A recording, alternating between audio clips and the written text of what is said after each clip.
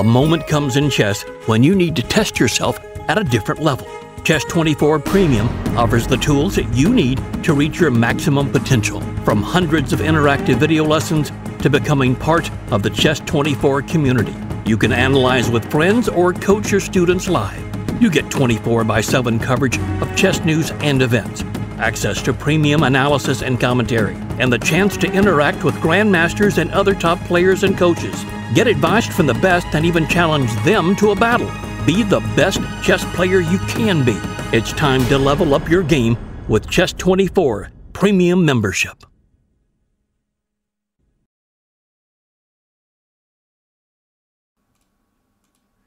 Hello everybody, welcome on this lovely Sunday afternoon. The sun is shining even in cold Germany, but good news is we are covering a rapid match from sunny Spain between Vishy Anand and Wesley. So it's the final of the Leon Masters, Magistral de Leon, and it's gonna be 4 hopefully exciting games between 2 of the best players in the world. The time control is 20 minutes plus 10 seconds, 10 seconds increment, no more of this delay stuff as far as I'm informed.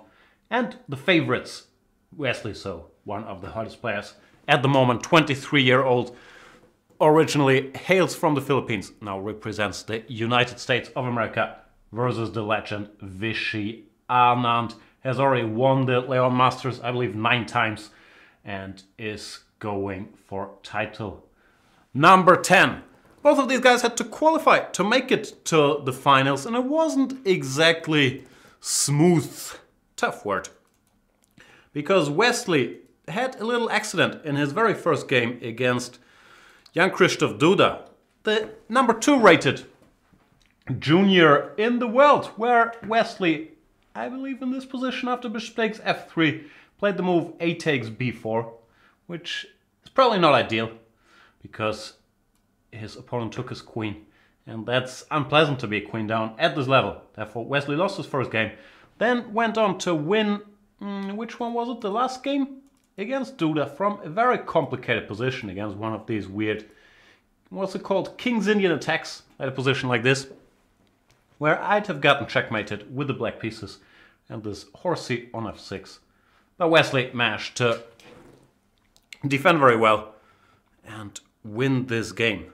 After knight to g4 here, you feel something's gone wrong. My computer didn't yell out any direct wins for white, but it did look mad scary. I like the final position. After king g4, it's a bit of a threat of rook takes f8, checkmate. But h5 check. Make sure the king has a luft. And all these black queens will eventually have their say. Vishy Anand also did not have a smooth trip to the finals exactly. Vishy Anand played the, I believe, the local hero. I'm sure if we have any Spanish viewers, probably we don't because they're watching the Spanish show. But like, let's say, well-educated viewers in the chess world, they can tell me more about this. I've never met Mr. Jaime Santos, but I've been told he's 21 years old, he is from the city of Leon, and he's extremely good at chess, currently rated 2540, but gave Vishy Anand a big fight.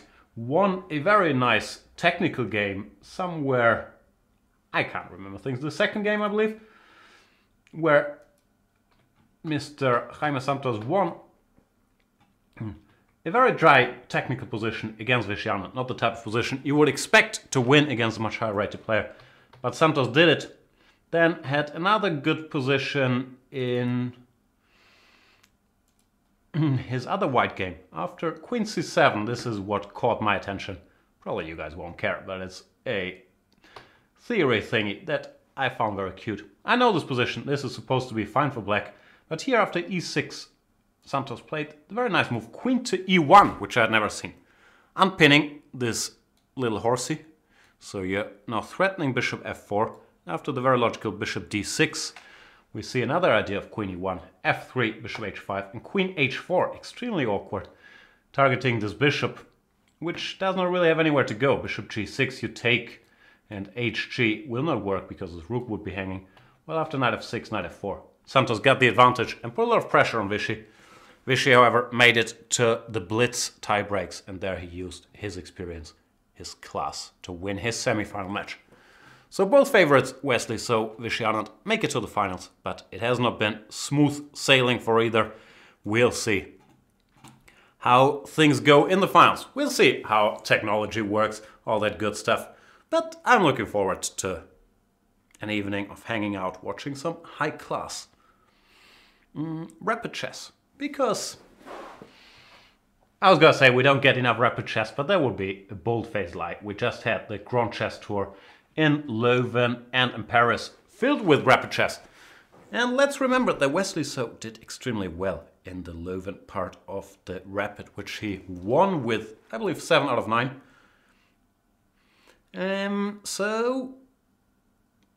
It's awkward when you say so, and then your next word is also going to be so, because Wesley I get used to it. So is an extremely strong rapid player. Vishy, Anand, of course, the rapid king pretty much of the 90s and 2000s, or at least early 2000s, used to crush everybody in this discipline. And therefore, we can't write him off, Vishy, Anand, nowadays. One of the elder statesmen of the top 10 at age 47, Wesley 23. We will see how this match goes, I hope. First of all, I hope everything works. Secondly, I hope it's going to be exciting chess. Both these guys have similar styles. They're quite theoretical. They enjoy playing the Berlin and Berlin-related openings like the Italian, the gioco piano. In classical games, if I'm not mistaken, Vishy won one game and the rest were draws, so things have been pretty even between those two. But this is rapid chess. It's a little different. And the guys are also probably a little more willing to experiment, play something sharper. We'll find out how this goes and if Vishy can gain his 10th title. So, that's my opening speech. I should learn to take a breath in between. Let's see if we have anybody watching this. What's up, chat? You guys over there?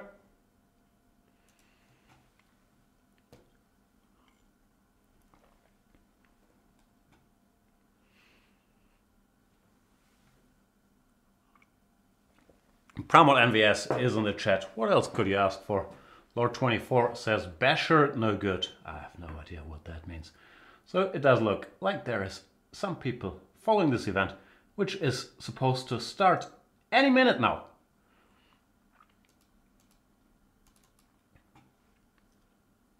I am, as mentioned, in Hamburg, Germany. This event is in Leon, one of the nicest Spanish cities I've been to. Fantastic place, Leon. Wish I was there, even though we can't complain about the weather, at least in Hamburg. We can complain about some other things. It was a tough weekend here with the G20 and yeah, all the destruction and burning that the city had to deal with. That wasn't much fun, but now it's quiet down and everything seems to be back in order. Enough about G20. Let's go to another G20, which is game 20 minutes. That didn't work so well, did it? 20 minutes plus 10 seconds. And the opening has been played. Wesley has gone for 3 bishop b5. Nowadays, this is almost a tiny surprise, where you would think bishop c4, the gioco piano, is more likely. Because guys have decided that if they face the Berlin, which you face a lot at this level, as I mentioned, Vishy likes this, then d3, bishop c5, c3. Nowadays, is the critical main line. And they've decided, if we're going to play this anyway, why not have the bishop on c4 instead, where it's just as well placed for these structures.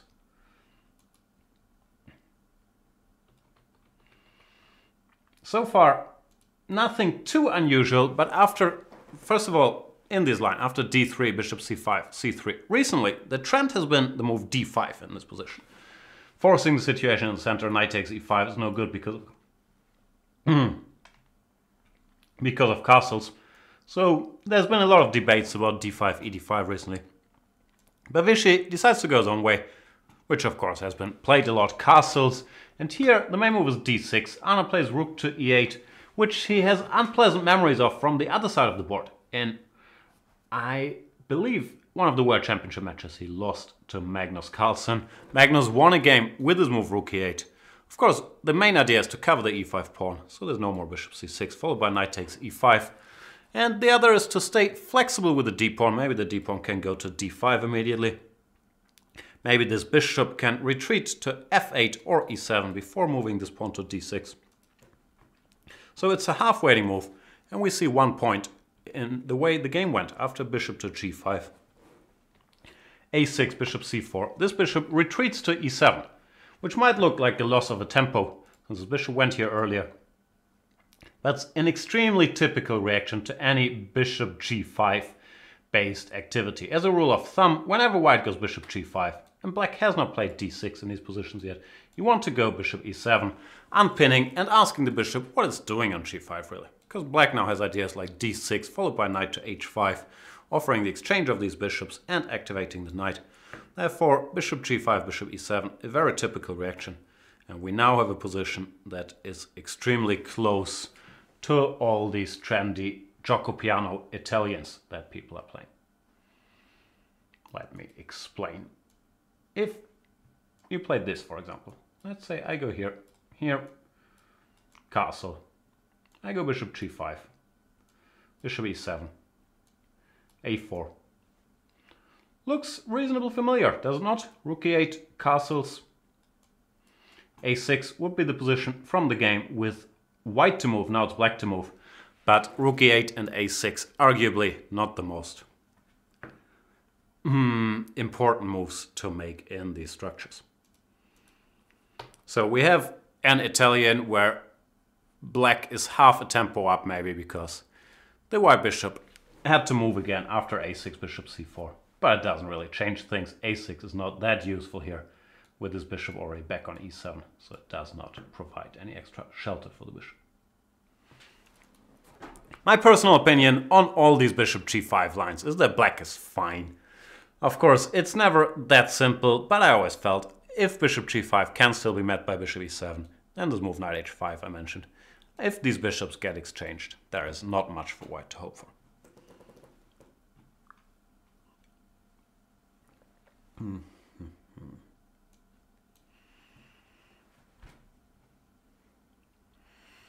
And yeah, this is what you see a lot in nowadays top level chess. The guys are discussing subtleties of either the Italian or the d3 Spanish. The problem is it's hard to understand these subtleties, and it's not a very accessible kind of chess for the rest of the world, because like the top 20 in the world or the top 10, they're so advanced in these little subtleties, and they've invested so much time in when do you play a4 here, when do you play bishop b3, when is bishop g5, bishop h4 a good idea, when can you go h3, bishop g3 here, that the rest of the world, it's hard to get fascinated by this. It's not like a King's Indian where it's a race who gets checkmated on the king side first or on the queen side. And it's not a sharp Najdorf where you could have similar scenarios. It is playing for nuances. And while it's very much an advance in like chess science, because nowadays, yeah, we're getting closer to figuring out that after e4, e5 probably is the best move, blocking this pawn. And knight c6, everything they're doing is very correct. Sometimes it comes at the cost of a bit of excitement. Look at the hypocrite I am. I would play this line with black in a split second, but here I am whining about the lack of entertainment. Vishy's played the maneuver that I've pointed out, h6 followed by knight h5. This is the maneuver that I do like.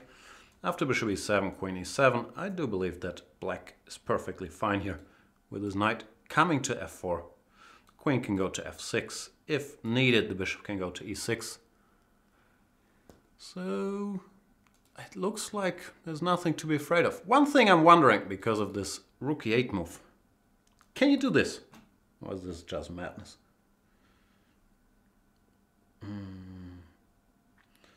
point is after bishop g5, you could maybe take here. Oh, well, you certainly want to take there and target the f7 pawn. I'm just not sure if it works. One thing you don't want to do is play g6 because of queen takes g6. That much we know. And after bishop h4 or bishop d2, it looks like white collects material.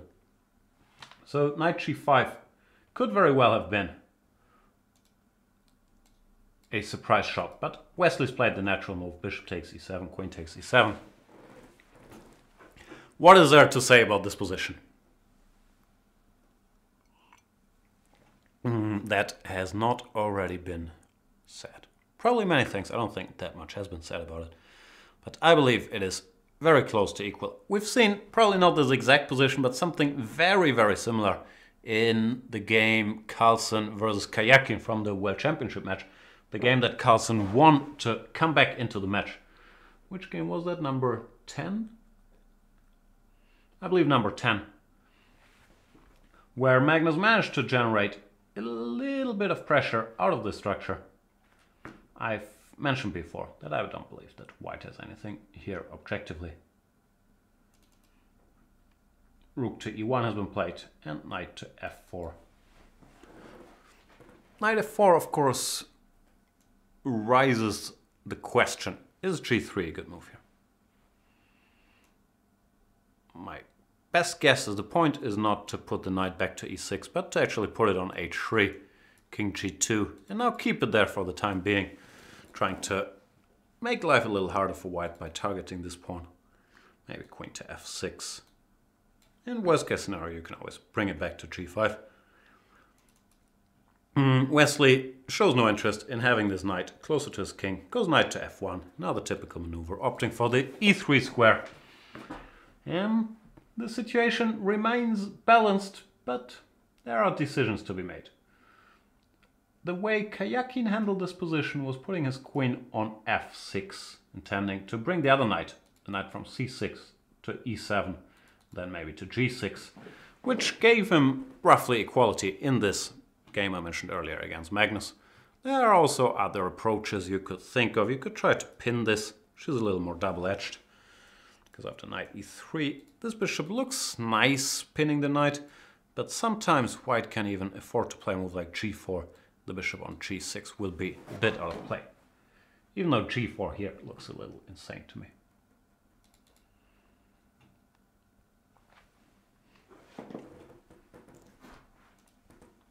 So chat, who do you guys believe will win? Is Wesley the favorite because of his recent outing in Leuven? Is Vishy the favorite because he won Leon 9 times already? Because he's one of the dominating rapid players, at least of my lifetime. Arguably, of all times. What do you think?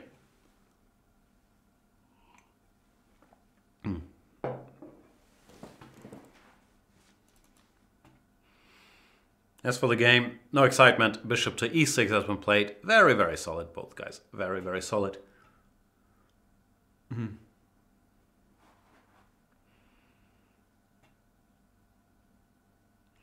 Customs broker is pointing out equal doesn't mean draw. It means equal chances for both sides. That is true, and equal chances for both sides often result in a draw at this level. But I do agree with the notion that this is far from over.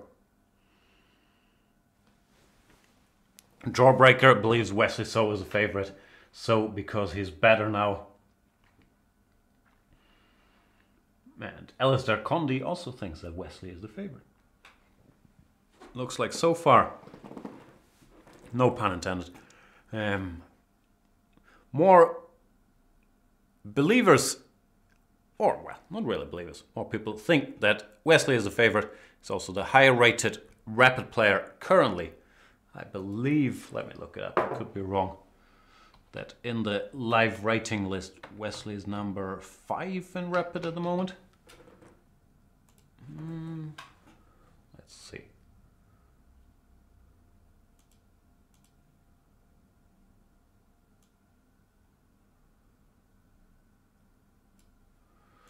Yep, those are the current 2700chess.com rapid list that we see. Carlsen, Grishuk, Mamedyarov, MVL, then Wesley So number 5, Vishy Anand number 13. Not a big difference, but Wesley 2-8-22, Vishy 2-7-78. Bishop e6, queen e6, g3 has been played. As usual, playing for nuances. And this is actually, if we're talking nuances, an interesting decision. Because you have 3 squares for the knight. That all makes some sense, but none of them look ideal. Knight g6 is probably the move I would consider the most natural, but the problem with the knight on g6 is it sort of interferes with the other knight that would also like to be on g6 in many lines. And these knights can maybe step on each other's toes a little bit. The g6 square does not look that appealing to me, with the white pawn on g3, controlling both of those.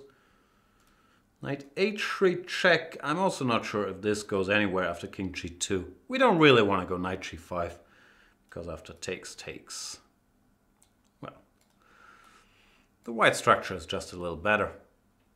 And knight h5, I was going to say, strikes me as a decent idea, just trying to put this knight back to f6.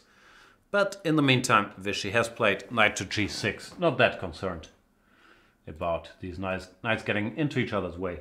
Maybe he wants to follow up with knight c7 and then go for some counterplay in form of f5. Or even the direct f5. No, I would guess Wesley will play knight e3, eyeing both f5 and d5. And to me, either knight ce7 or knight ge7 do look fairly natural. Finely balanced, beautifully poised in this position.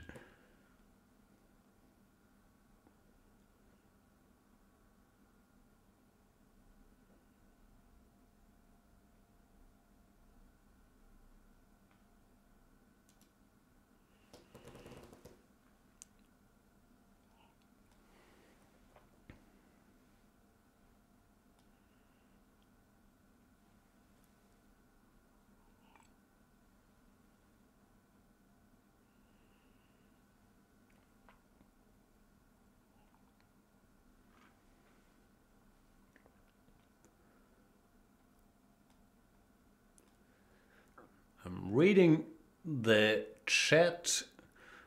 It's pointed out that Caruana has an unusually low faster time control rating.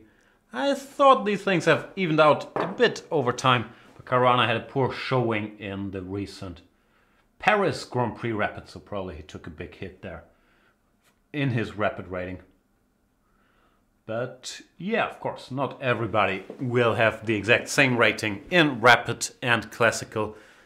Generally, though, I believe that the best players in classical are also the best players in rapid and even in blitz. The differences aren't that big between the different formats, and class and the talent all these guys have for the game of chess normally will come through, whatever the format.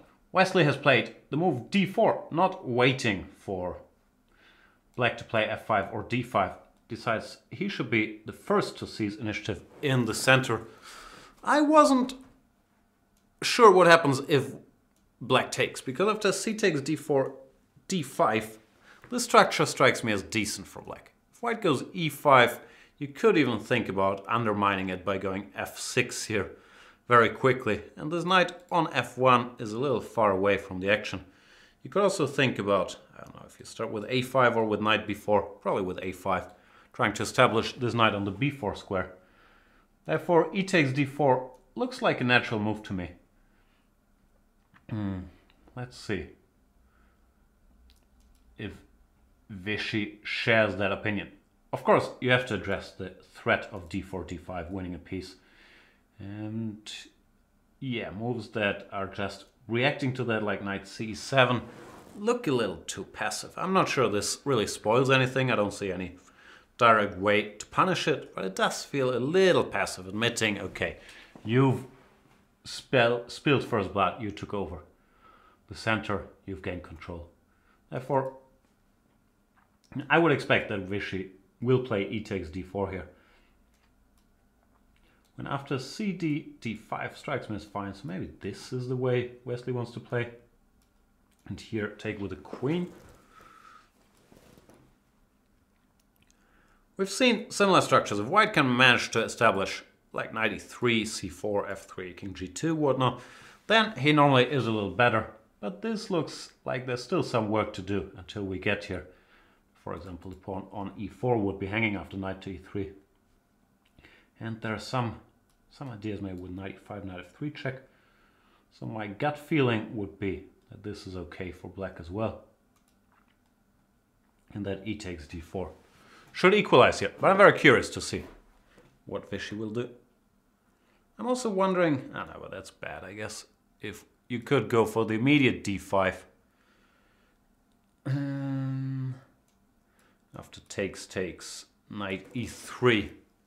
Looks a little unpleasant though.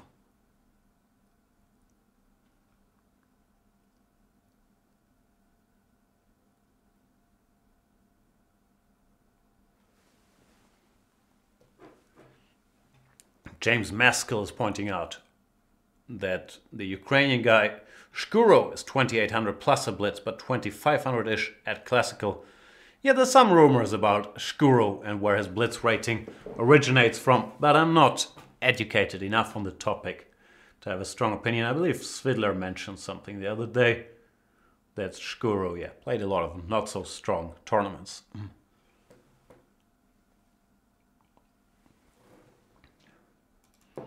And Vishy has played e takes d4, clarifying the situation in the center. Now Wesley faces a non-standard decision, or, well, maybe it's a standard decision, but a non-trivial decision. If you should go c takes d4 or knight takes d4. I'm actually expecting knight takes d4. It's more in line with Wesley's very solid approach to the game, and c takes d4, d5, I don't particularly like for white. More or less have to play e5 because, yeah, playing with an isolated d pawn after d takes e4 or e takes d5 does not strike me as very appealing. Just as I said, I'm expecting knight takes d4. He does go c takes d4. So, what do I know? Vishy, I'm fairly certain will play d5 now. That has to be his point. Otherwise, you've just given up the center for nothing special. I shouldn't have... he does go d5. I was thinking I shouldn't have set fairly certain and then see him blitz out queen g4. That d5 has been played.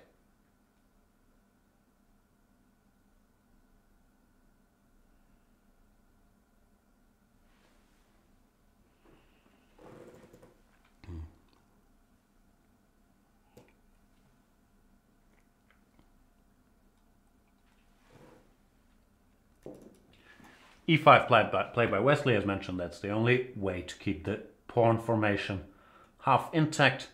And yeah, we looked at this position earlier. I mentioned that the two plans that come to mind are a5 and knight to b4 to establish this knight here, or going for an immediate break against the white pawn chain by playing f6. Even though we learned in school, by reading my system, that a pawn chain should hit at its base, which in this case would be the d4 pawn. Sometimes that's hard to manufacture and you need a lot of time to get in c5. Therefore f6 hitting, how do you call this? The front? I don't know. Looks like a move. But it seems like Vishy has decided to keep things calm, has played the move a5. Clamping down on the b4 square. Rook to c1 played by Wesley, stopping now b4 because of rook takes c7. And queen to d7. Covering the pawn on c7, preparing knight to b4 yet again, while also vacating the e6 square, which could be a nice square for the knight in the future. I'm not sure who's better and why. It's very much pawn structure dictated here. White has the long-term plan of marching his f-pawn up the board. If that ever happens, he'll be much better. The initiative on the king side would be very serious, but it's not easy to prepare. Well, black wants to put his knight on b4 and then keep an eye on both the c5 break and the f6 break. Be opportunistic, or maybe just leave the structure as it is. Bring his rook into the game. My best guess is that objectively it's equal. I think, I'm not sure about this, I think I'd rather play it with black because it looks like black has some slightly easier maneuvers to make, while for white it's a little tougher to come up with ideas.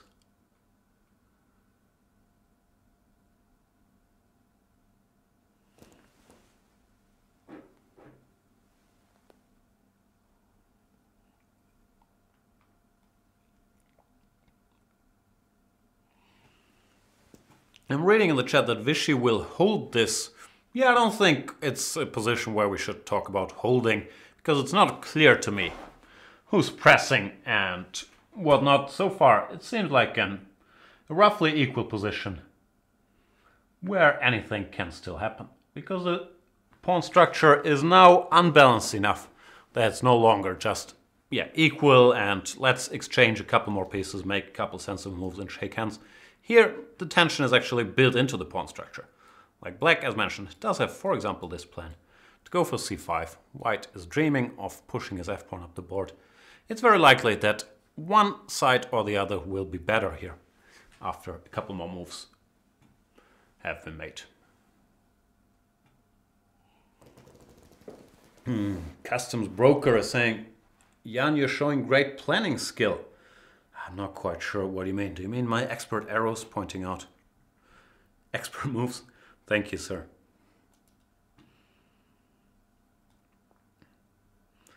Unfortunately, the PGN, which we get from the organizer over there, and Leon, thanks a lot for providing that PGN, does not include, what do you call this, a timestamp? So I'm not exactly sure of the clock situation. We can guess, and the clock on chess 24 says 9:25 for Wesley, so and 12:04 for Vishy Anand, but I'm not sure how accurate those are. Should I include them anyway? I can bring them up. I'm not sure if they're right though. Design Jan, one of the best Jans. He's better than Tech Jan. Certainly better than Radio Jan, but he's not that gifted either, as you can see by the size of this clock.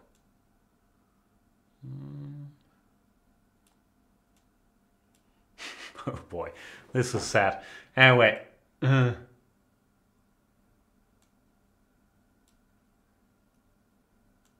these are the clocks that are being displayed by the Chess24 system. I'm not sure how accurate they are, because they're not directly built into the PGN thingy. Where can I put them where they're disturbing me a little less? Maybe here?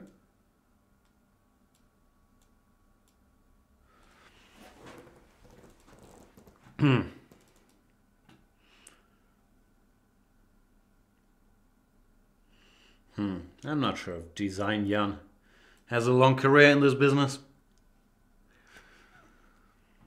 They do get 10 seconds increment per move, therefore it's not like you're gonna lose on time, but of course it's still unpleasant to be down on the clock in these situations. Knight e3, knight to f8 played by Vishy, which looks, I was gonna say it looks a bit cruel to the pawns on b7 and d5 because of queen b3, but after queen b3, knight to b4 does cover everything quite nicely.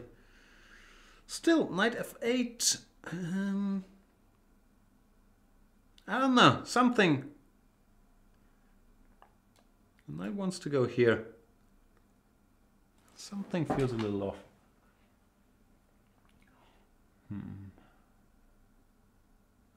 Because from if one's knight goes to e6, you lose sight of the f5 file, f5 file, f5 square. So I'm not 100% sure I'm sold on this move.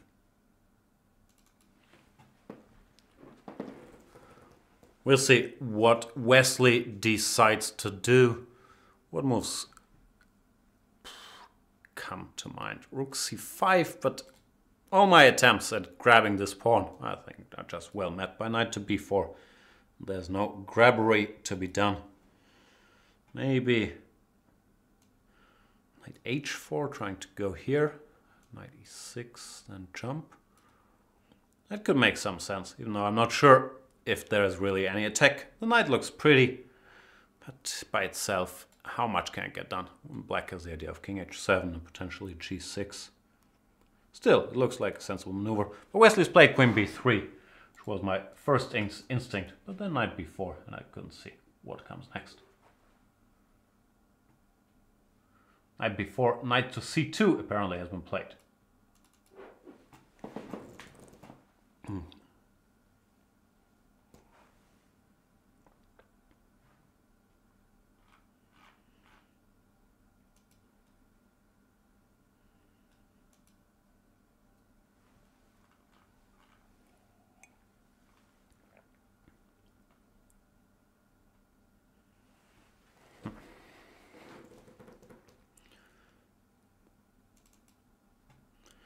takes, and knight to e6. I believe this has gone well for Vishy, and I don't like Wesley's plan of queen b3, followed by knight c2. This was a nice knight. And with one knight gone for black, now his pieces are all on the best squares. This knight on e6 is perfect now, tying the white knight down to the defense of the d4 pawn. There is the plan of b6, c5 still. I think black's fine. There's also the idea of bringing the rook all the way around to b4. Sometimes you see this idea in Catalan structures as rook a6, rook b6. So this has gone well for Vishy Anand. Rook to c3. Vishy also a bit ahead on the clock. I'll get rid of the clocks because I'm not sure how reliable they really are. But I'll keep you guys posted from what I hear, what the clock situation is at least. But yeah, this looks nice for black now. I believe exchanging one pair of knights is wrong because, once again, it's blah blah rules of thumb. In general, since white should be playing for a kingside initiative here by either pushing his f-pawn or putting a knight on f5, it feels strange to exchange pieces because the less pieces on the board, the smaller are the chances to create an attack on the kingside. Still, having said all of that, is this pawn under attack? Can I go rook a6? I'd like to go rook a6. After queen b7, go rook b6. The queen is not gone. Queen a7. Probably still possible. But I'm guessing there's also nothing particularly wrong with just going b6 then. Potentially preparing c5. Curious what Vishy will decide here. Because b6, preparing c5 is natural, but it also is a great pity to take this option away from you. I'm wondering, but this might be a little crazy, if you can put this rook here in order to bring the rook around. And yeah, he has played rook eb8. Yay me. So rook a6, rook b6 is on the agenda, because if this rook lands on b4, would be a dream square, targeting both these pawns, defending b7, preparing b5, so you can even target the b2 pawn later. That's a nice maneuver for black to play. I'm not quite sure how white can stop it. Queen to b5, but nah, even c6 then.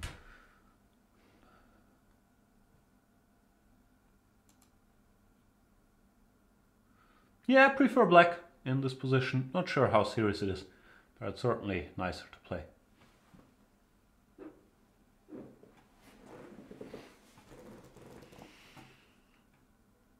Yeah, Vishy Anand, the 9-time champion of this event. But Wesley So, I believe, is the first time he's playing in Bilbao. Not in Bilbao, in Leon, sorry. Therefore, not that he had many chances to win it. Wei Yi has won it twice. But if Vishy won 9 times, can't have been that many other winners over the last couple of years. Even though, can we Google that thing? Is there a winners list of the Magistral de Leon? Who knows such stuff? Magistral de Leon chess winners.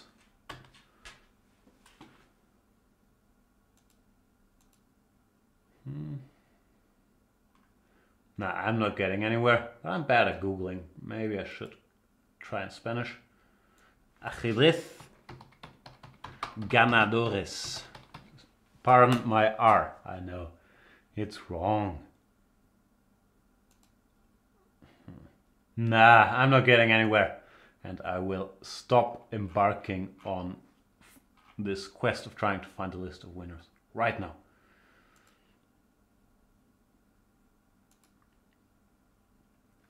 Queen b5 played by Wesley. I'm on fire, predicting 2 moves in a row. Queen b5, trying to fight against this rook a6, rook b6 maneuver. But of course, it gives black a pleasant choice between going c6. The point of provoking c6 would just be that now after the queen returns, this square on b6 is no longer covered, but it also does lose 2 tempi, which maybe black can use for playing b5 or whatnot. And the alternative is just going for this endgame. With the knight on e6 is beautiful, covering c7, keeping an eye on d4. Now what else? What you would do next? Maybe a4 to have the option of going rook a5, targeting the b5 pawn. Looks fine for black as well. The question is, where can he be better? I believe this is clearly the discussion now. Can white survive? Can white hold? Not who's better and why.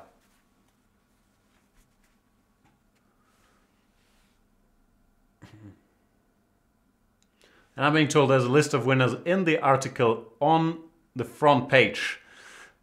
See, I should sometimes read our news on Chess24 to keep me posted. I thought I did read that. Ah, there's a nice picture here. Ah, okay. I'll bring that up in no time. And by no time, I mean like 30 seconds.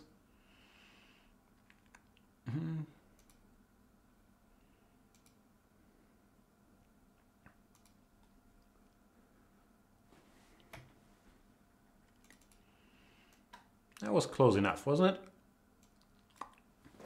Here we got all the winners. Can you guys see this? 1988. Wow, this tournament has been around for a while.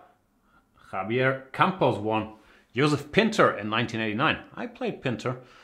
Julio Granda in 1990. Still very strong. Julio Granda almost broke 2700 last year. Then we have, who's that? Yevgeny Vladimirov, 1991. Boris Gulko, 1992. Udasin 93. I'm not sure. Is this show fun if I just read out all the names of the winners? Well, it's still fun to see that such a tournament has such a long history and such a diverse cast. Vishy winning for the first time in 1996. That's 21 years ago. How old was Wesley in 1996? 2 years old? Toppy won. Garry Kasparov. I believe this gentleman is gonna play some rapid chess later this year in Sinquefield. A couple more Vishys. Kramnik, Ponito, Shirov, more Vishys, Ivanchuk, Carlsen, Gelfand, Anand, Francisco Vallejo Pons, never heard of that guy. Oh, Anish Giri! Bang! And you're telling me Anish Giri never won a tournament. He did win Leon. Then two Wei Yis, as mentioned, and another Vishy last year. There you go. Everybody who's anybody in the chess world has won Leon. Kasparov, Kramnik, Carlsen, Anand, Topalov, Vallejo.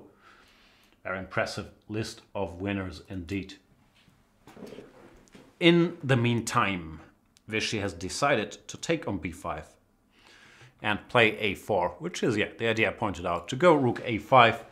Wesley fights against his a-pawn. He's saying, if you want to go rook a5, take my b-pawn. You can do that, but I will go after your a-pawn. And I'm wondering if after rook a5 he's playing to go b4 maybe? Because if you were to take en passant, I would take your rook. If you were to take here, I would take your a-pawn. And I guess that's about equal. Yeah, b4 has been played. Vishy has to decide. Do you want to take here? Or do you want to go back? Or to a7 or a8? Probably if you go back, you should go to a7, not a8, because after rook a3, you want to be able to cover this pawn. And yeah, that's what he's done, rook to a7. Still prefer black because of this general domination of the knight on e6, making sure this knight can't move because d4 is hanging, covering the c7 pawn, thereby dominating or stopping the white rook from being very useful. Also covering the c5 square, so the rook can't go to c5. Attack the d5 pawn. So black is still better, but of course Wesley won't just go down here. And it's not obvious to me either how black can improve his position. If we go for something like this and try to bring the king, how bad is it?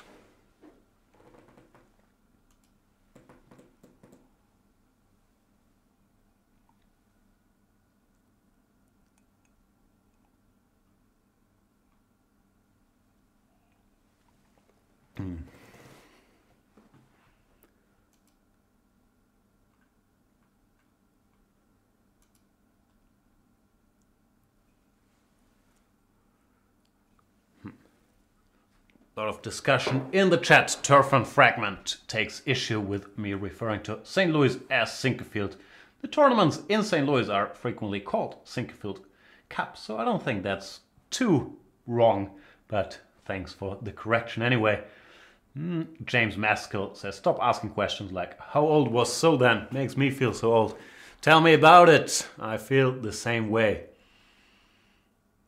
In 1996, when Vishy won Leon for the first time. I know, I didn't win the German Junior Championship in 96, because I won it in 95. So yeah, time goes by. Customs Broker says White's plan is clearer now. Yeah, I don't think White is a particularly constructive plan, but yeah, you should put the rook here and now bring the king. If the king makes it to d3 or e3, covering the d4 pawn, then we can even start dreaming of maneuvering with our knight, knight e1, knight d3, knight c5. Of course, black should and would do something in the meantime. Probably c6, trying to get this pawn out of the way, because if these guys get exchanged, let's say king e2, now we can try to bring our knight to an even juicier outpost. Transferring it here. And this, let me think first, but it looks unpleasant for black, for white. The reason I paused was because rook c3, targeting this pawn, looked unpleasant. Yeah, maybe not that simple yet. That still strikes me as a decent idea. Rook a8 is on the board. Wesley should bring his king. His rooks don't have anything better to do than staring at this a-pawn. The knight can't move yet, so king f1 is pretty much the only logical move. And I'm fairly certain he will play just that.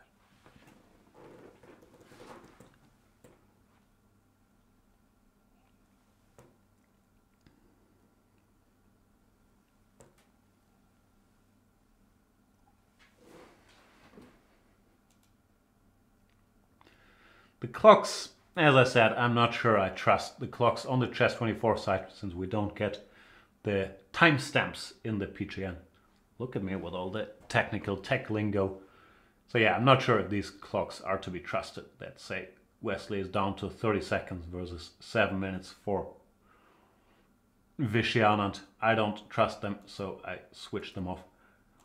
And Wesley surprised me by not playing the move, which I call the only sensible move, king to f1. Instead playing rook c1. Rook c1 fighting against the c6 idea I mentioned. That also looks like a bit of a waste of time. How should black react? Try to bring his own king, maybe? Okay. I shouldn't say these things like this is the only plan that makes sense, or I'm fairly certain he will do that. They never listen to me. It's upsetting. And Zeelandson is pointing out that times are approximate. But are they close? Approximately close?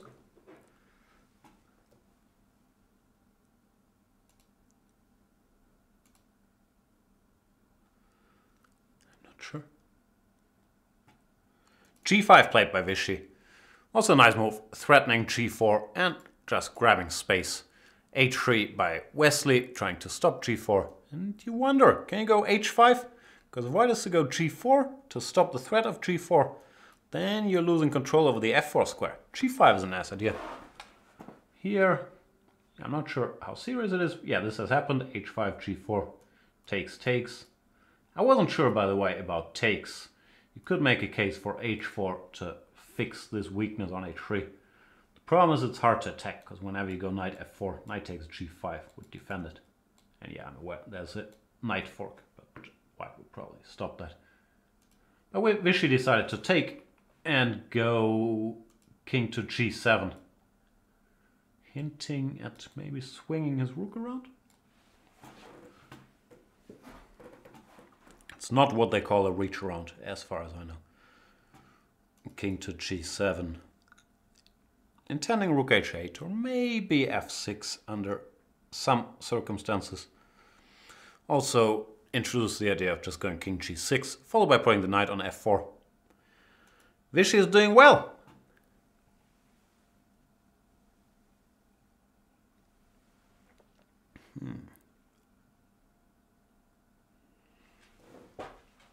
And both guys, I've mentioned this in passing, probably quite happy to be here, because even though, of course, they were the overwhelming favorites to make it to this final, neither of them had a very easy semi-final, especially Wesley. So after blundering his queen to Jan Krzysztof Duda in the first game, had to pass some anxious moments.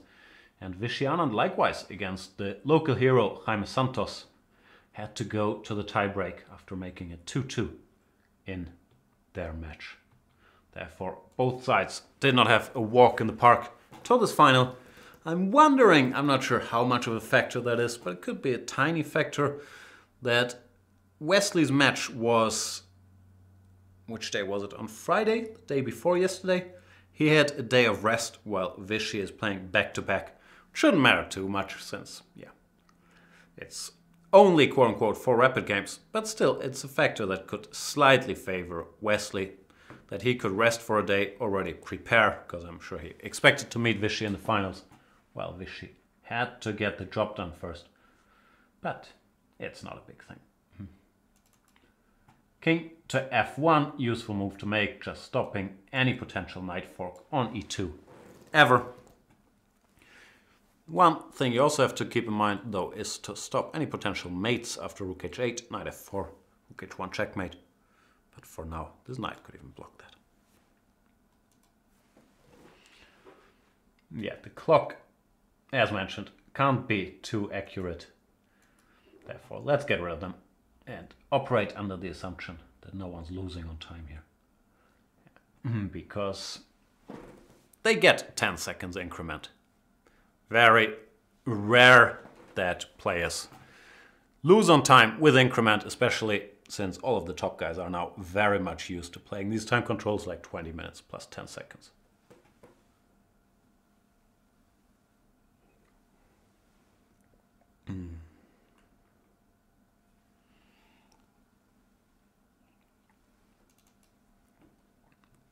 Rook h8, king e2 plate. Funny position. This rook looks stupid, but it should cover the a4 pawn. And by standing there stupidly, it also makes sure that the white rook can't really move. Because if the white rook were to move, the a pawn would advance even further. You don't want that. Maybe you can try to make it look a little less stupid by putting it here, just connecting the rooks, if there's nothing better to do. But surprisingly hard to come up with a plan for black. I still prefer black's position, because this is such a juicy square, but not easy to improve at all.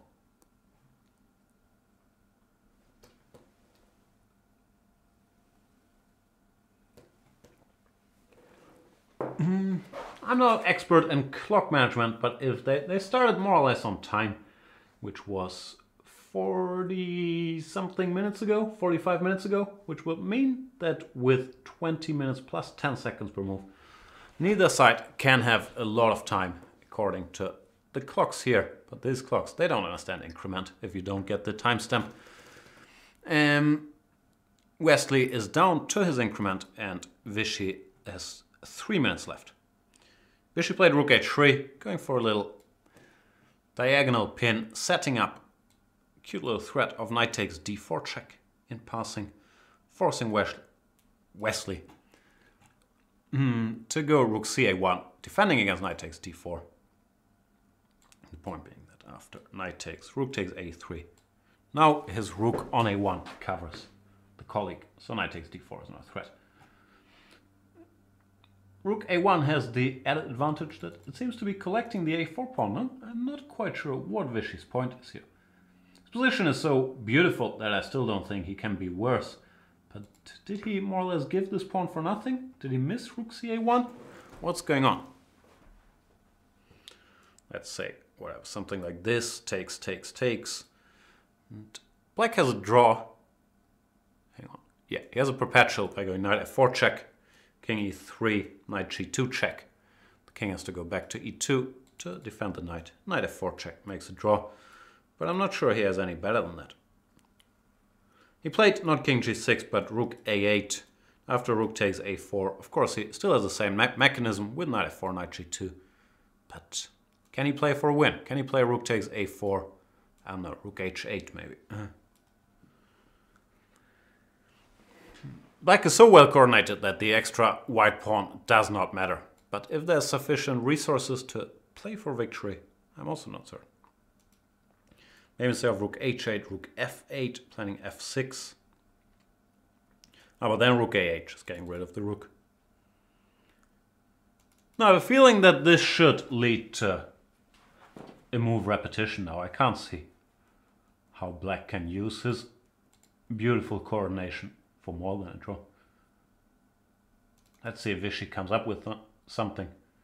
But for now, it seems like Wesley, well, he was never lost, but he had an unpleasant position. So he dodged a bit of a bullet, and yeah, this move repetition I was talking about has happened. Draw agreed. Knight f4, king e3. And knight g2 check would force a draw here. King e2, knight f4. Neither side can stray away from this very much. So we got a draw in the first game. Not a big surprise, but Vishy can probably feel confident about this game. He was pushing with the black pieces, was ahead on the clock, and did not have any problems to equalize out of the opening, then even took over the initiative. But Wesley, with his customary tenacity, that's the thing. Wesley, even if things don't go well, he's so solid. He just doesn't collapse very easily. Did manage to hold this. Draw in the first game. There will be, I've been told, not very long breaks, like 5-10 minutes. And then the next game of this Magistral de Leon will start. It's 4 games total in this final. First game has ended in a draw. Should the score be 2-2 after these 4 games, they will play 2 Blitz games to determine the winner. Thank you guys for watching this show. I shall go on a little break and come back when the second game is underway. Go grab yourself a coffee or maybe a cold beverage of your choice. See you guys in 5-10 minutes with game number 2, in which Vishy Anand will have the white pieces. See you then.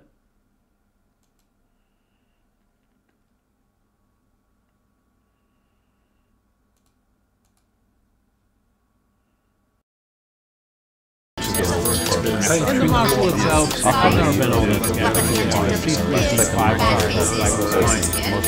One victory line, one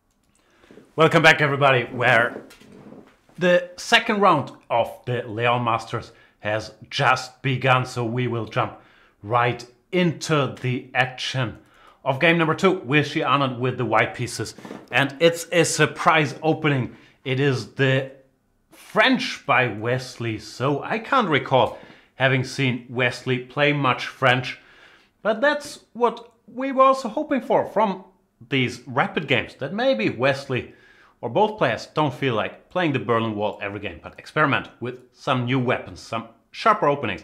The French not that popular currently at the highest level, so let's see what Wesley has in mind. He goes for the Wiener, knight c3, bishop b4, knight f6. Of course the alternative.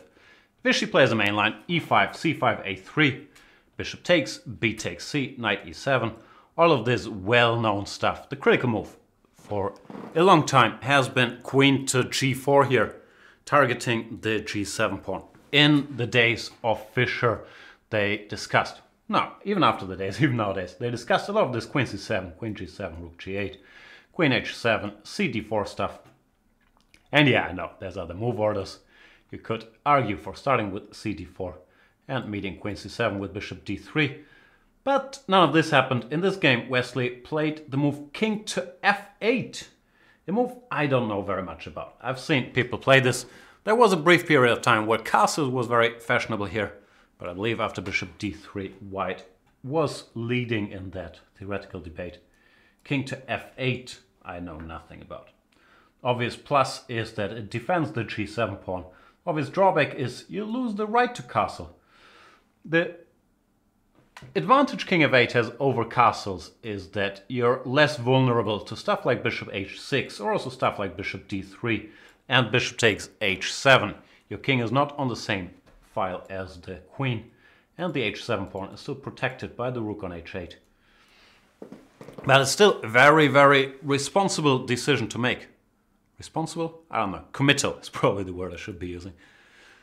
Having said all this, I'm not very much up to date on the theory. King f8, bishop d2, played by Vishy, b6, the typical plan, to exchange the quote-unquote bad French bishop via a6. Knight to f3, bishop to a6, and d takes c5. Now the non-standard decision, which you sometimes see, that in order to keep the position a little open, because how are you going to use the king on f8 if you allow the position to get closed after bishop takes f1 and then either c takes d or an eventual c4? You want to go d takes c5 before black is fully developed. Bishop f1, king f1, bc5. Funny to have both these kings on the f file, not a picture you see every day. And h4. Looks like both guys are still, or I'm not sure if in book, but reasonably familiar with what's going on here. Me, I am not. All of this has been blitzed out for more or less h4, h5 and queen to f4. Still a lot of time on the clock. Now, can somebody inform me how usual this is? Has all of this been seen before? Like, what's the novelty? Where did we deviate from known theory? I'm curious. And I'm checking the Chess24 database, which is informing me that the position after d takes c5 has been seen, but only in one game. Guadalpi against Maxim Novik, so it's not exactly mainstream theory if we go to before d takes c5. There's some more games, but not a well-trodden path at all. In the position they have on the board now, extremely non-standard. But I have to say, I'm not sure. I was going to say, I think Wesley is fine. That's too complicated to judge. So after king f1, bc5. I was thinking that the white idea could be to go c4 here, to stop black from ever conquering that square, and also to open the position quickly. Then again, how much ahead is white in development, really, with his king on f1? Not clear he benefits. h4 is a typical idea of either trying to grab more space by going h5, maybe weaken the dark square with h6 or bringing this rook into play via h3. But of course so meets it with h5, which stops this pawn, has the added bonus of securing the f5 square for the black knight, should the black knight go there. But after queen f4, he chose to put it on g6 with gain of tempo, chasing the queen away from f4, so you don't have to worry about knight g5, queen f7, or knight g5, knight e6, queen e3, knight d7. I believe one more move has been made. Rook to h3, rook to b8. Yeah, I believe black is fine. It's not obvious how white can generate an initiative here. If you move the rook to g3, the h4 pawn is hanging. If you don't, what's your next move? Like, you go rook e1, like some overprotection themes. Do you go g3, king g2? It looks like in most cases white is stuck with a not very good bishop on d2 and not really having any initiative on the king side to show for it. Therefore, it seems like Wesley's quote-unquote gamble to play the French line, not very common at the highest level, has paid off, and he surprised Vishy and got, at the very least, a playable position. I'm still reluctant to say black is seriously better or anything, because it's such a non-standard situation that I'm honestly not sure what's going on. But I'd be very surprised if black was worse here, at least. Vishy's played c4 now, interesting, trying to gain some breathing space for his bishop. First question, of course, what if we take it? I would take it. I like grabbing pawns. But then this bishop can probably go to c3. You could argue, even though white has given a pawn, the bishop serves a decent function now, covering b2, covering the e5 pawn, allowing such jumps as knight to g5. Still, let's say knight b6 drops to c5. Sorry, I'm blundering pawns already. Even though even this position is not clear. But I didn't mean to drop this.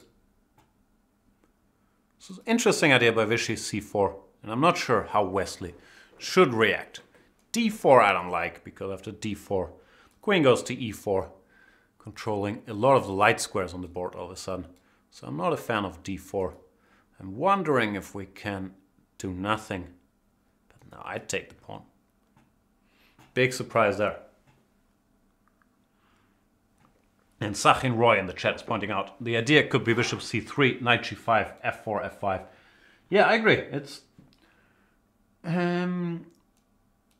not a fast plan, but white does gain some stability, especially if knight b6, which I would very much like to play. Knight d5 does not come quickly. Knight g5, followed by either f-pawn pushes or maybe rook f3, does offer some play. But let's see. I go queen c7. I still wanted to do this. Well, I'm fantasizing about grabbing that pawn and keeping it. Wesley so has played d5 to d4. Does not want that pawn, does not want the white bishop to appear on c3. Showing some restraint, even though queen c7 is also a very greedy move, targeting the e5 pawn.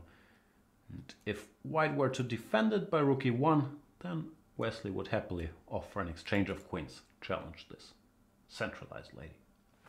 Wow, not a position you see every day. I know I like to complain, another Berlin, another Gioco Piano. But it's even tougher if they play some non-standard positions. No idea what's going on. And Galactic is saying, so is lucky he didn't promise his early coach not to play the French. That is true. I did that, and I will never play the French. Which also goes to explain the level of commentary on the French. I have no idea what's going on. I did promise my early coach to never play it, and I will respect that promise. I'm also not a 1e4 player, so not really very familiar with these French situations. But even 1e4 players that are not facing the e4 on the French on a regular basis often will complain that these positions are so alien and so specific to the French that they're not easy to handle. Especially as king f8 move. Maybe it's some trend that I'm not aware of. Yeah, why would this be good for black? However, Wesley's made it look like a very playable line. And rook to e1 played by Vishy. Now I'd be shocked if queen b7 was not played, offering the exchange of this dominant queen on e4.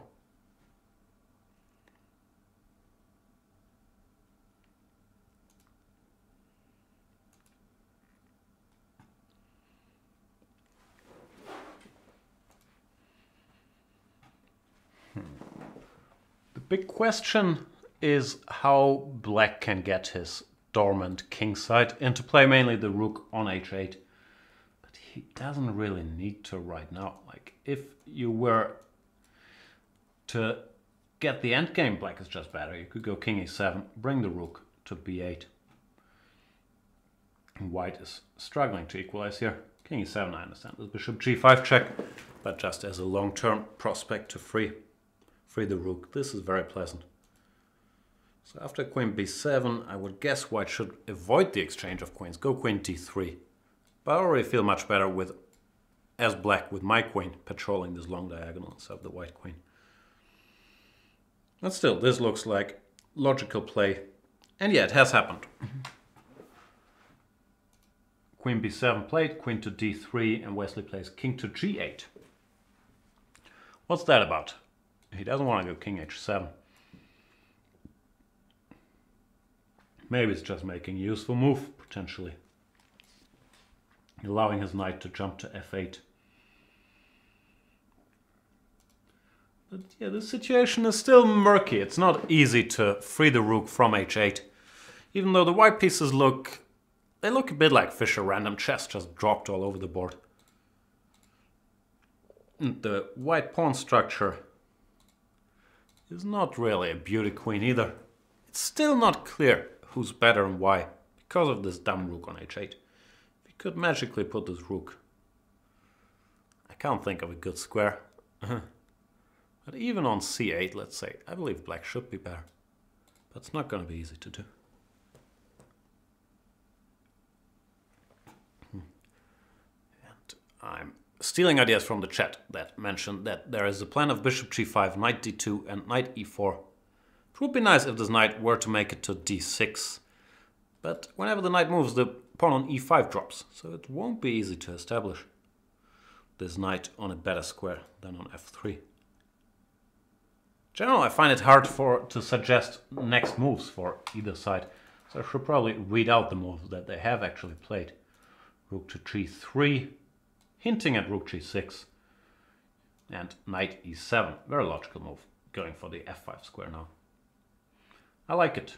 Maybe this is the position where you guys talked about, to play bishop g5 followed by knight d2. Yeah, behind, it's possible. Still, bishop g5 runs into knight f5. You got to go rook h3.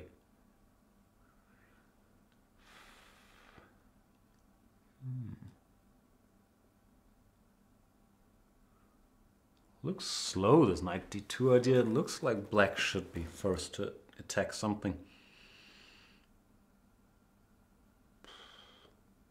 Very double edge. I'm wondering what to attack. Like the c4 pawn is an obvious target. Queen a6, intending knight b6. Knight d2 does cover it. I take black, especially with the knight here now, and the potential for bringing the other rook into the game.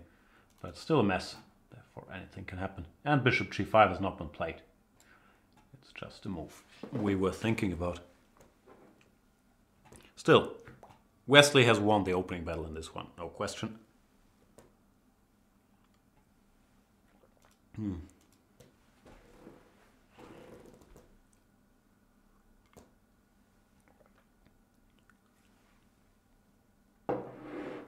Wesley, so I'm not sure if he's going to be happy or disappointed about his second place in the Leuven Grand Chess Tour event recently.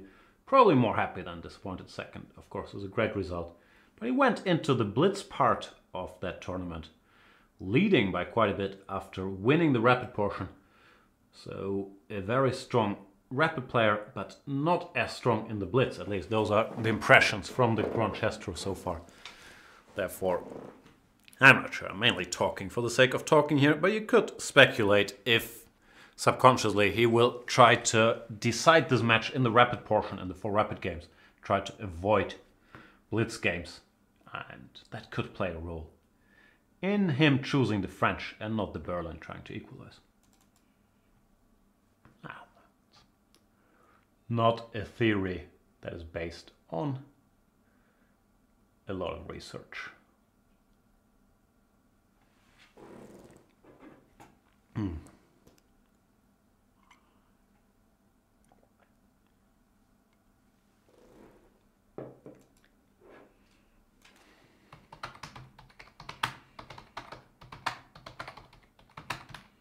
Let's do some typing. That's always the best type of show, to type some live stuff.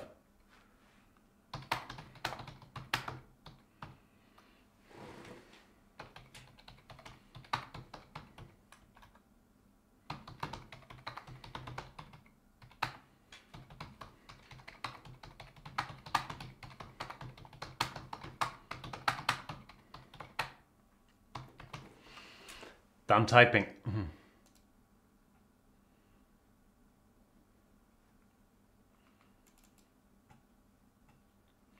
Knight to f5 has appeared on the board, and rook to g5. Whoa, that's more aggressive than rook to h3 back. Interesting. Is he thinking about giving the exchange? I believe he is. I believe rook takes f5, tending ef, queen f5, and then a quick knight g5 is very much on the agenda. And Wesley should address that. If you play, I don't know, a waiting move. The thing is, queen c6, for example, is not really a waiting move. But even after queen c6, I have a feeling this is a good change of pace for white.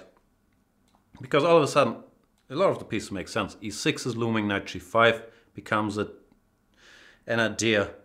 And the nature of the position changes. It's not that important that you're an exchange down, because currently the rook on h8 does not really participate.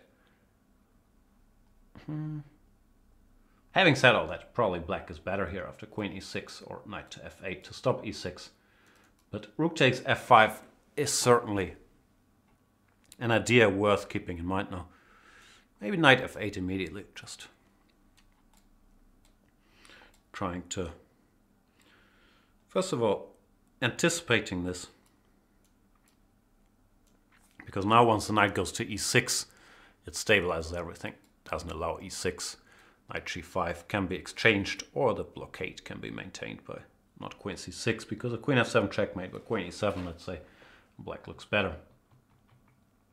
So I like the move knight f8. Let's see what Wesley decides to do.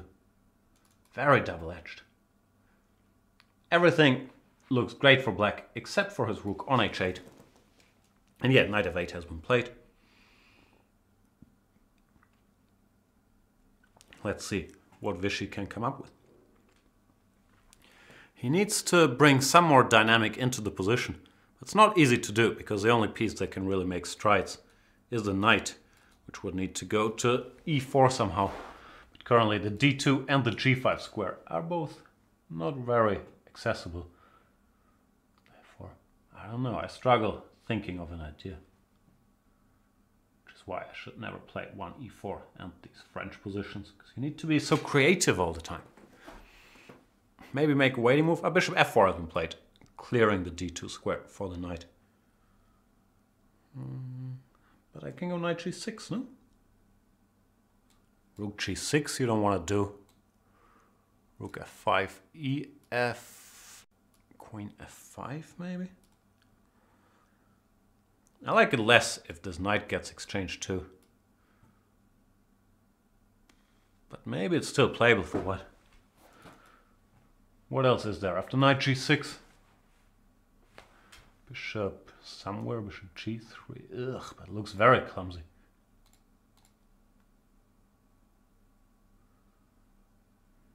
Maybe it's not terrible, but I don't trust this piece configuration.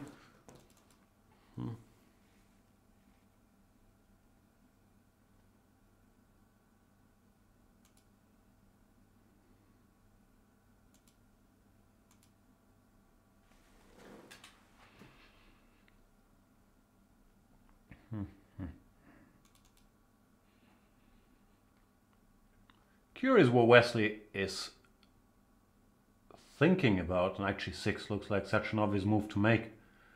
maybe... Does that make sense? Nah, I think it's too greedy. I was wondering, but I believe it's a horrible idea, if one could think about g6, knight h7 to win an exchange. But no, I don't like it.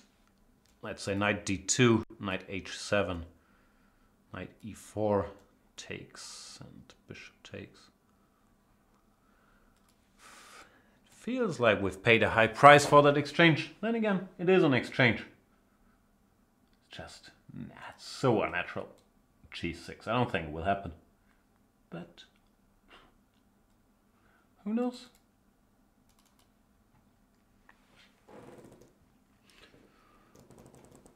And in the chat, Gustav Chatterjee #1 is also pointing out the move g6, trapping the rook on g5. Very true. But it's still an ugly move to make g6, to weaken these dark squares in front of your king so much. I'd be surprised if Wesley plays his g6 move.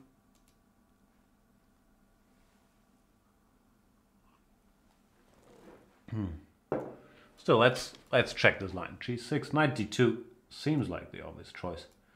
Heading for the e4 square, knight h7. His rook does not have anywhere to go.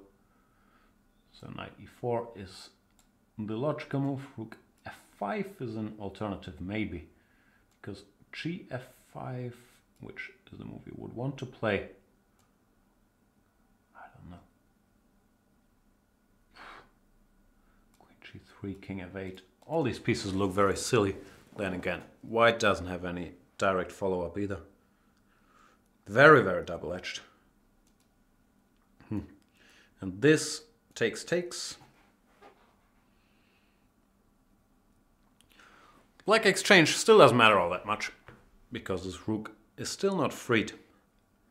And after, let's say, king h7, c5 is hanging, but I was going to say knight f6 check, king g7.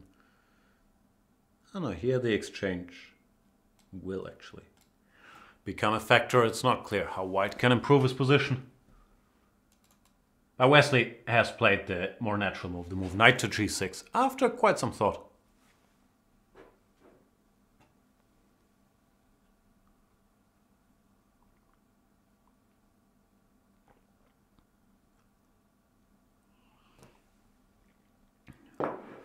Customs broker is wondering, Jan, for you, who's the best challenger for Magnus Carlsen?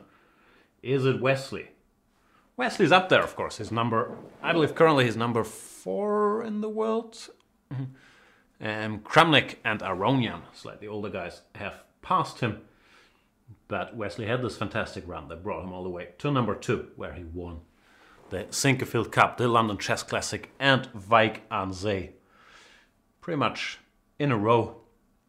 So Wesley shown he belongs in this 2800 club and in the conversation. To my mind, this might sound weird, but the biggest challenger for Magnus Carlsen is himself currently. Magnus Carlsen has not had a lot of success in classical tournaments over the last year. He did defend his title, but he did not win. Well, he did not win the classical portion of that. He did not win Wijk aan Zee. He did not win Granke Chess. He did not do well in Norway Chess. Therefore, before we can discuss who the biggest challenger for him is, it's the question if Magnus will get back on track. And then, it's so hard to say. I used to think that Magnus was still ahead of everybody else, but his recent results have not shown that.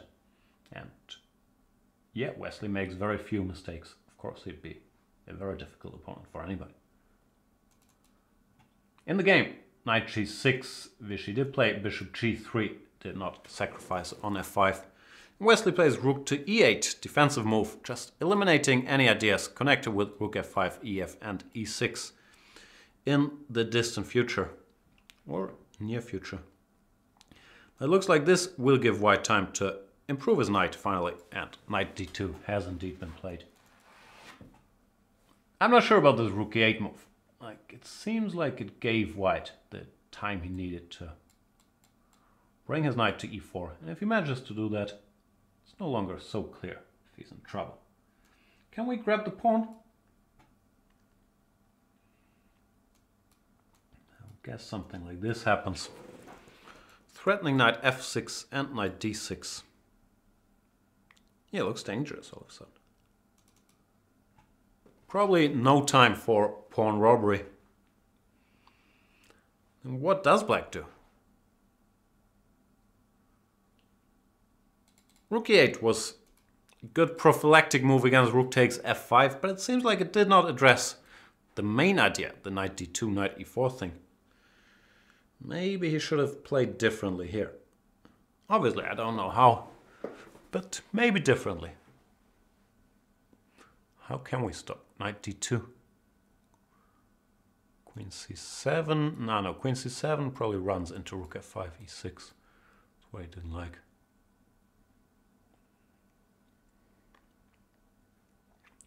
Hard to say.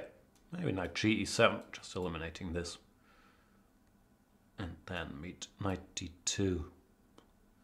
By taking, putting the other knight here. I'm not sure. It's not a simple position. Knight to d2 is on the board, and Wesley is taking time. Let's see what the clock situation says. Once again, the clocks I have here are not accurate, but they say that Wesley is down to 6.5 minutes, while Vishy still has 10 minutes, so possibly Vishy a little behind on the clock. Sachin Roy is wondering if the pure greed of grabbing the pawn on h4 is losing. Yeah, I couldn't tell if it's losing after knight e4. It does look scary, that's for sure. Knight d6 and knight f6 are both looming. How do you defend?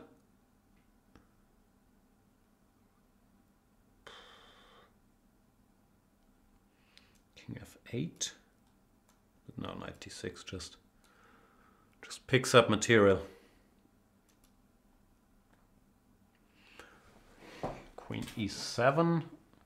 Or after knight f6, king f8, this would be hanging. I have a bad feel about this.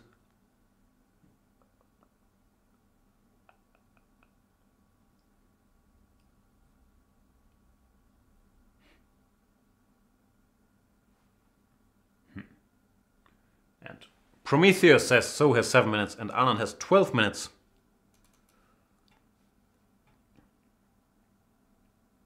What is this position? We can't take. Maybe queen e7 works here.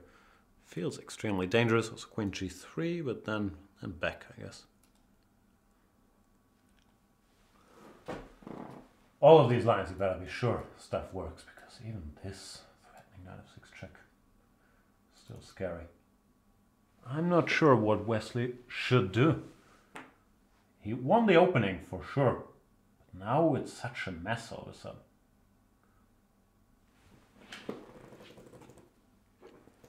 And Vishy ahead on the clock all of a sudden. At least his next move is going to be much easier to play. He wants to put the knight on e4. And it's Wesley who has to make sure that he can survive in lines like knight takes h4. Or what other lines were there? Knight takes g3 maybe. Queen takes g3, turning knight e4 again. Still doesn't feel like black should be worse, but it feels like it's hard to make moves. It's much harder for black to come up with sensible moves than for white. Queen c7 maybe intending after knight e4 to grab this pawn, but no, we can't grab it, can we? Takes, queen takes, defends it. Knight e5 obviously doesn't work because of knight f6 check. Winning the house. So no. Wesley's played queen e7, okay. What's his idea after knight e4? Maybe he wants to take now? If he were to take now, this would transpose to this strange position I was staring at earlier and I could not figure out.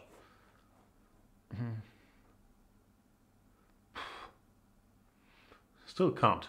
Is this a perpetual? Oh no, knight h7 is rook h7. And after queen h7, queen g5, queen h8, king e7, the king runs away.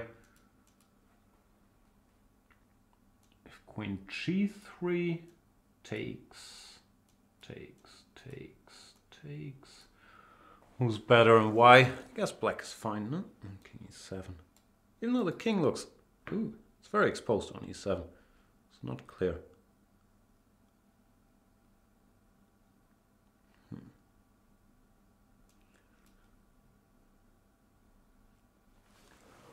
I was going to say black consolidated, but the king is still silly. Queen g3, playing to give this check, playing to take on c5. Very, very double-edged. c8. You never know with these positions. With these heavy piece endgames, king safety is so important. Here the white king does feel safer than the black king. So it's very possible that black could be in trouble here. Knight e4 is on the board, that's what I said. It's easier for Vishy to just blitz out knight e4 and let Wesley figure out if he can take on h4, if he can take on g3, if there is a threat, if he has time to play whatever, rook h6. What else is next? It looks like by playing rook e8, going too passive there for half a move, Wesley created a lot of, at the very least, practical problems for himself.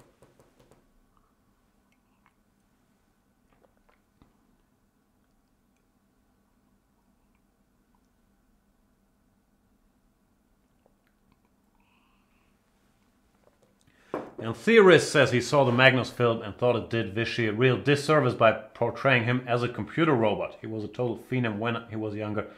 Yeah, I agree with that notion. I also had some issues with the film. Of course, you need a narrative for the broader public, and in this case it was Magnus, the genius who's struggling socially against the computer specialist Vishy with his team of analysts, which, yes, seemed painting a bit with a broad stroke. It wasn't the Magnus I knew that was portrayed there. And Vishy, as is pointed out there, is not really, just a computer guy. Like, of course, all the top players are using computers, but yeah, I didn't like the message it was sending, even though, of course, Magnus's family was involved in it, and they seemed to be alright with it, and I believe, it got good reviews. But for a chess player who knows these guys, it was strange for me. Anyway, back to the board. Rook f8 played by Wesley. That's not a move you enjoy making. Things have gone wrong here, very wrong for Wesley. So now, for example, rook b1, just taking the open file. And I don't see what black ever wants to do. If you take, all of a sudden you get checkmated, or virtually checkmated by knight f6. No, Wesley's created a lot of problems for himself here, starting, I believe, with the move rook to e8. That just felt passive. Like g7 or rook h6. Here, black still has only good pieces, but rook to e8, allowing this maneuver, made the position so much easier for Vishy to play.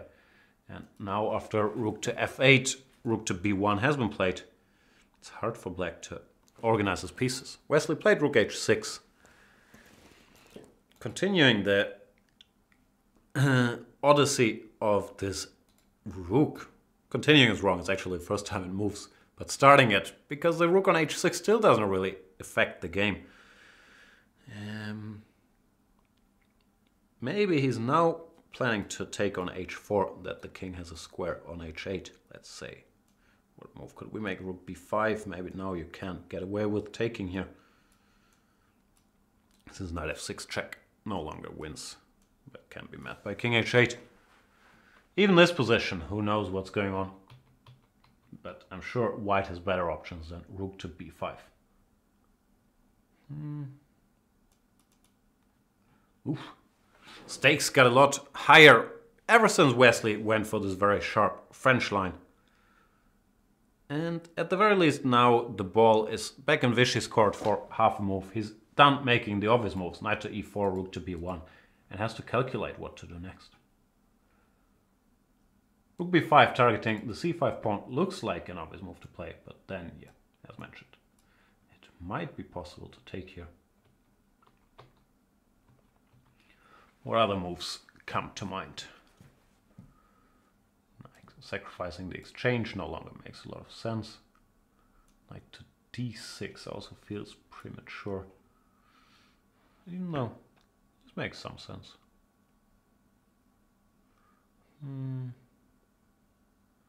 Still wondering if we can grab. Probably can. Because now the rook is hanging, so there's no time for rook b7. Vishy plays queen f3. What's his point after takes? Takes. Oh, there's a cute idea. Does this work? That'd be very cute. Queen f6. Boom. Wow. Point is rook takes, knight takes, and after king h8, this is checkmate. So black would have to take on f6 with a lost endgame. Yeah, pretty much a lost endgame. So wow, that's a nice trap, queen f6. Because knight f6, and I'm not sure what's going on after king h8. The queen is under attack, and now this knight is also hanging. But queen f6 looks devastating. Or hang on, can we take with the queen? Ah, this is possible. Ah, because now after knight f6, king h8, there's no rook takes h5 checkmate. So it's just some weird endgame with, I guess, equal material after knight h5. Ah, so even though it's a nice move, it does not win. Wow, tactics. Queen f6 and queen takes f6. ef, also possible. And rook g6. Black is all right. And yeah, Wesley did take on h4. He started with the f knight, but it should come down to the same thing. I don't think either side missed this queen f6 idea. It's just, yeah, I guess Wesley spotted that he can take with the queen, and he does not lose.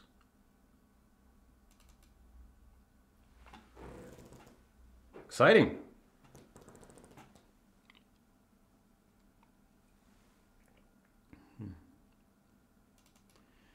Vishy taking his time here. What other options are there?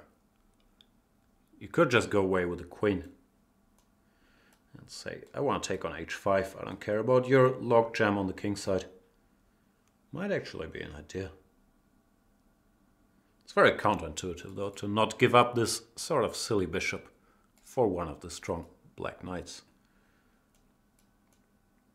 After takes. Well, still time for going queen d1, turning rook h5.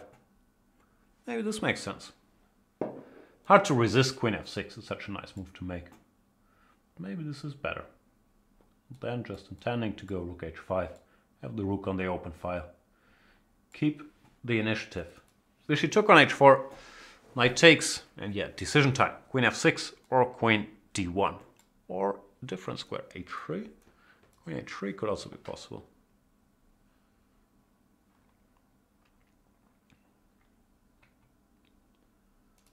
See what he decides on. I think psychologically it's very hard not to play queen f6 once you see it, because it's such a nice move to make.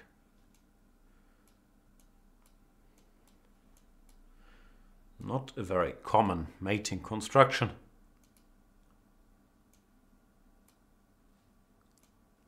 But here, neither pawn takes rook g6 nor knight takes king h8 seem to yield white any particular dividends. So yeah, seems like Vishy is fine, or like Wesley would be fine. But this has happened. Queen f6 and ef6. Spectacular move. Wesley had anticipated it, took with the queen, and ef, threatening rook takes g7 or f takes g7, while keeping an eye on the c-pawn. Rook g6 has been played as well. Now, what does white do? Rook takes h5, runs into something takes g2. Not sure if rook takes king f1. Even this looks playable for black. And there's also knight takes g2, maybe that's stronger. Threatening this check. So if we take on c5, let's say. Nah, that looks dumb. Again, knight g2. Is Wesley alright? White can, I guess, sort of bail out with takes, knight takes, takes, and take the pawn. But at the very least, he's not better here. Because now the damaged white pawn structure starts becoming a thing after rook to c8. Vishy's played rook b5, interesting. Going after this pawn from here. Let's say takes. Black's fine, no? Black's better. Knight e4, king g7. Wow, Wesley. I'm not sure if he dodged a bullet, but he found a way out of this. Now only black can be better.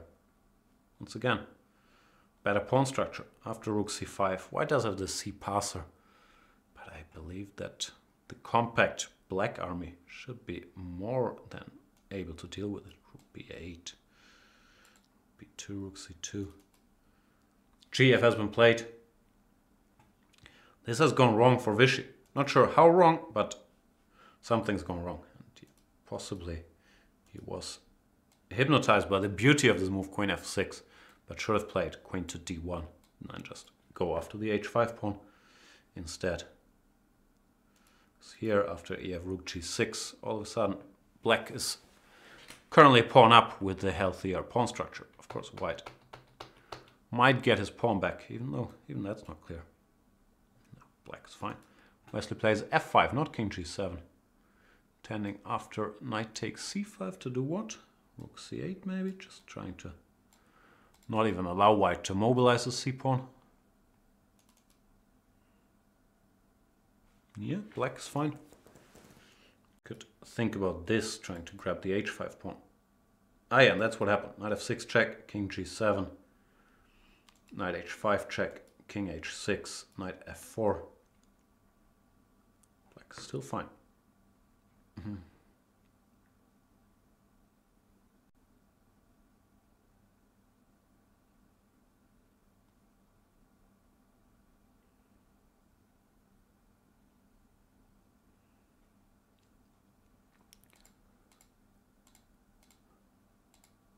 Currently, I'm often miscounting pawns, so I make sure to click on it. Currently, black is a pawn up.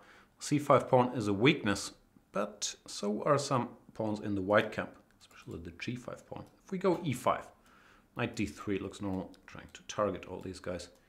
e4, knight takes c5. Now it's equal material, but the black pawn mass looks much stronger than the white pawns. Oh, Wesley has played a different order. He spotted a trick. He's gone rook g8, rook takes c5 and e5. That's a nice trick. Rook takes e5, knight f3 check with the knight fork is his point. And this is trouble. Knight d3, rook takes g2 check, king to f1, I guess e4.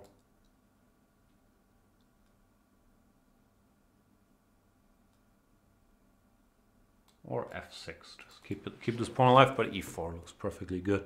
There's no tricks against this construction. Yeah, Vishy is, I don't know, probably lost here. He's currently a pawn down, and the black army is much more harmonious, much more active than the white army. This has gone badly wrong for Vishy. Who, yeah, strange game. I thought that Wesley won the opening battle, then Vishy very much made a comeback. It really comes down to this moment, where after takes, Vishy went for this queen f6. Very nice looking shot. But after queen takes f6, probably something went wrong for white here over the next couple of moves. In general, the black position is defendable. Maybe queen d1 was a better move. Anyway, let's not go into summary mode yet. The game is still going, it's not over, but it looks very grim for Vishy Anand now, dealing with the centralized, well, really only the pawns are centralized, but with the hyperactive black army and pawn down. I don't see how you can survive this. Knight to e1, for example, rook h2, or just back, but yeah, knight e1 played. Let's say rook h2. So many tricks working against him. For example, rook e5, just to make a random move, but runs into this. King e2, if you run the e-pawn, will win the day. And yeah, it's just hard to make a move. King g1 maybe, trying to force his rook to go. But has a good square on h3, targeting the a3 pawn. After rook a5.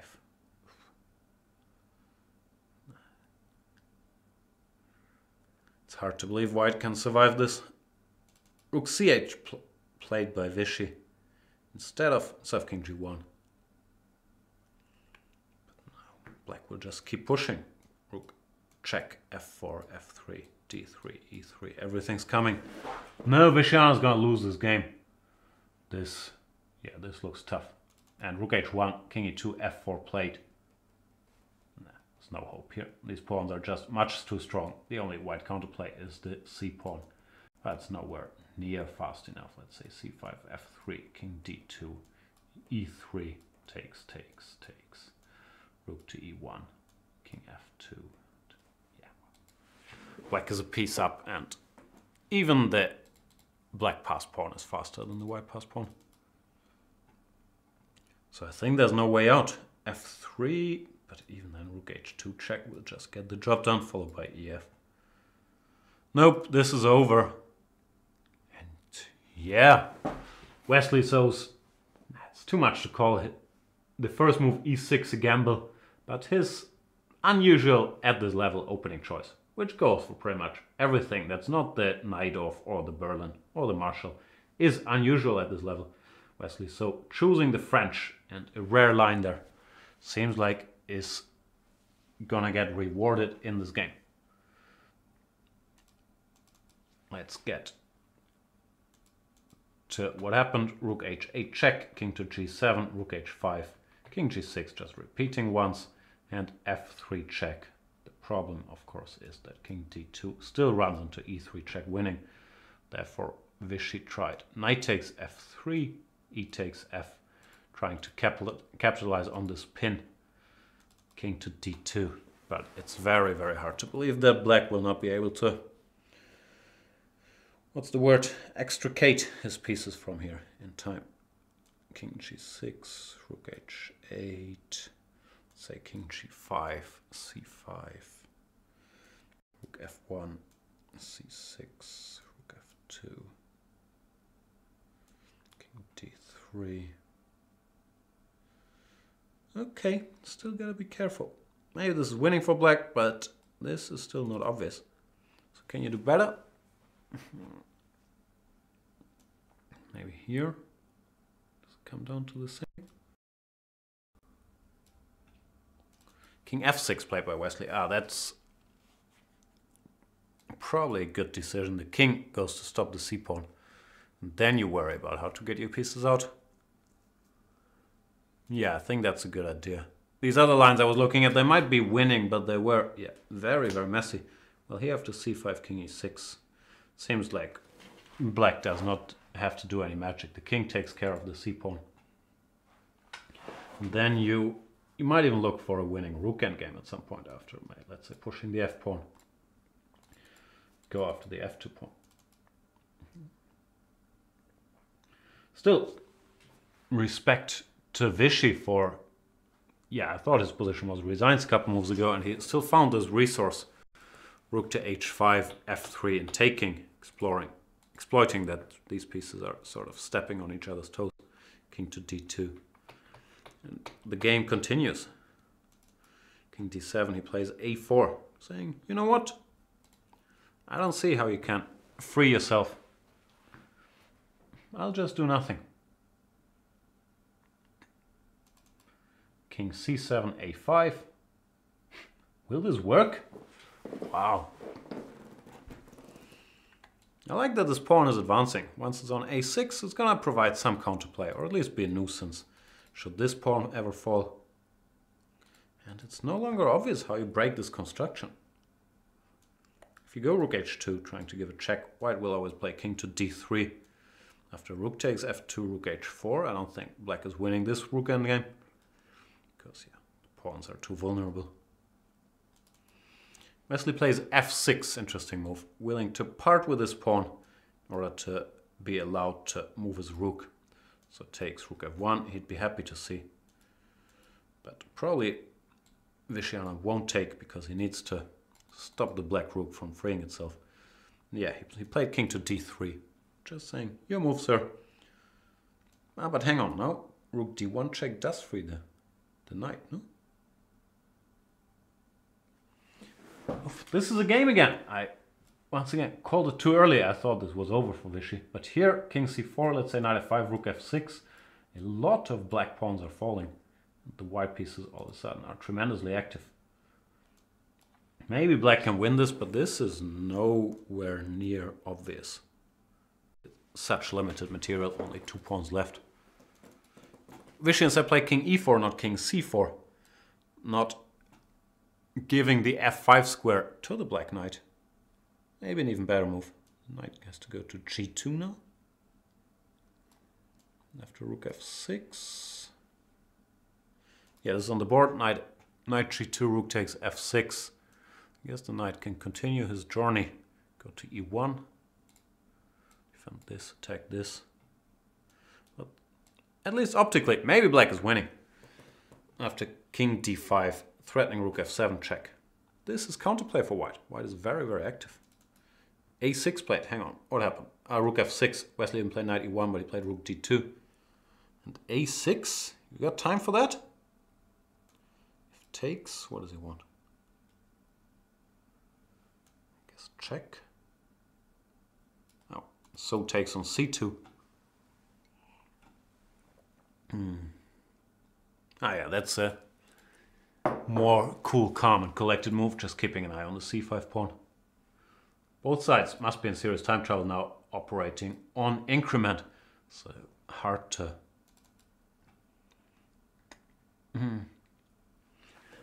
analyze every single detail. We can't expect them to play perfectly here, but whoa, this is putting up very much a fight by Vishy Anand, even if he might fall short from the losing position he had earlier. I'm very impressed. This happened. Check, check, and takes. Of course, the dream for white here is not so much to queen his pawn. He knows that's not going to happen, but to get rid of all the black pawns and make a draw, because rook and knight versus rook is a pretty much certain draw at this level. But will he manage? Because currently black still has 2 pawns left. Rook takes f2. I guess rook f7, intending to play a7. To at least confuse the black remaining pieces.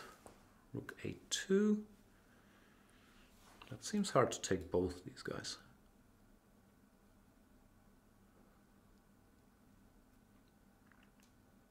Maybe take this. And if f2, you go a7. And these pawns will get exchanged for each other and would become a draw. Instead, something else happened. Hang on. King takes c5. Is that just winning? Sorry. Not fast enough. a7, rook a2. Oh yeah, this just looks winning for black actually. If the knight stays alive, the d-pawn will be enough.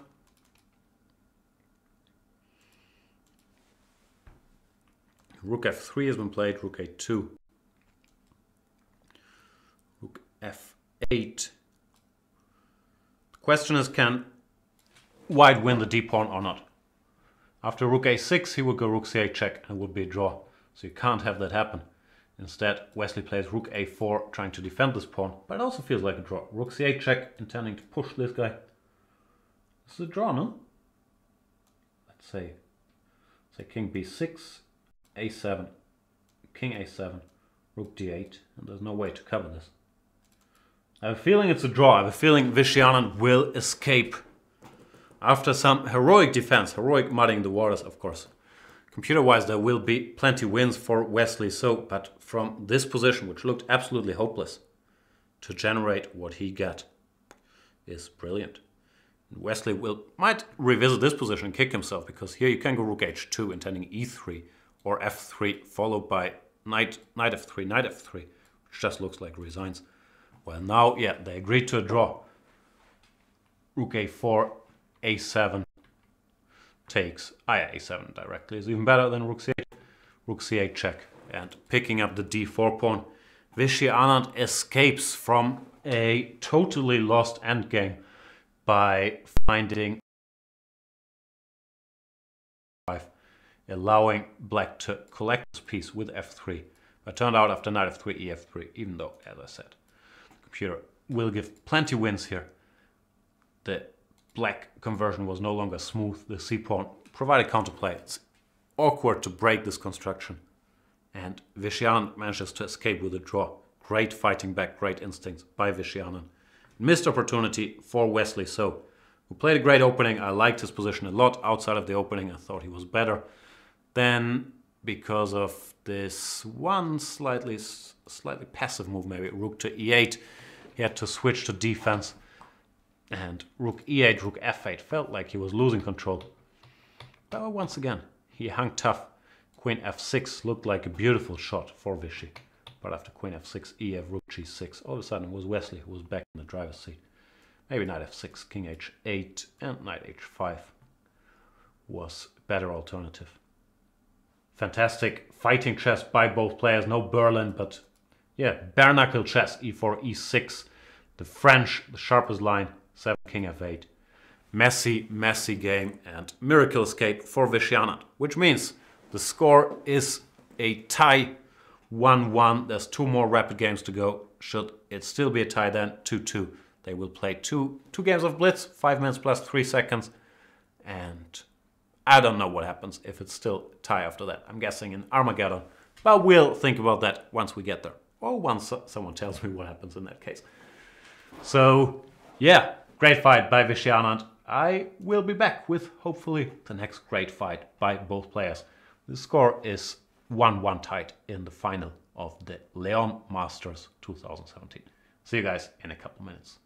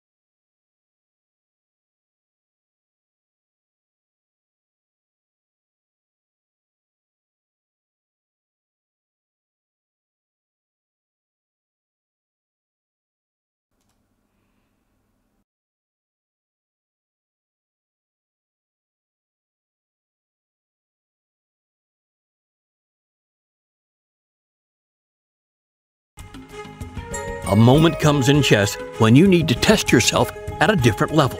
Chess 24 Premium offers the tools that you need to reach your maximum potential. From hundreds of interactive video lessons to becoming part of the Chess 24 community. You can analyze with friends or coach your students live. You get 24/7 coverage of chess news and events, access to premium analysis and commentary, and the chance to interact with grandmasters and other top players and coaches. Get advice from the best and even challenge them to a battle. Be the best chess player you can be. It's time to level up your game with Chess 24 Premium membership. And we're back anticipating the start of the third game of the Leon Masters Magistral de Leon, the finals of the traditional rapid tournament they have in the beautiful Spanish city of Leon between Vishy, Anand and Wesley. So we've seen a lot of action, not so much in the first game, but especially in that second game, which the players just finished playing, where it looked like Wesley so would draw first blood, not draw the game, but win the game. But Vishy showed some of, what the instincts that made him not one of, but clearly the best rapid player in the world for more than a decade. Hanging in there in this lost position, I'm still impressed by this resource.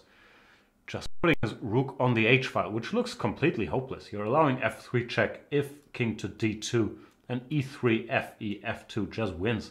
So after f3 check, he had to take, and e takes f. At first sight, white can just resign, being a piece down for 0 pawns. It turns out that black is tied up. The c pawn runs. Therefore, even though, as mentioned, the computer still gives black an easy victory here, actually it says. Plus 623, you can see this bar, the computer bar, does not even show any hope. After rook h2, over the board, things are not that easy. This is the computer line. King g6, rook h8, king g5.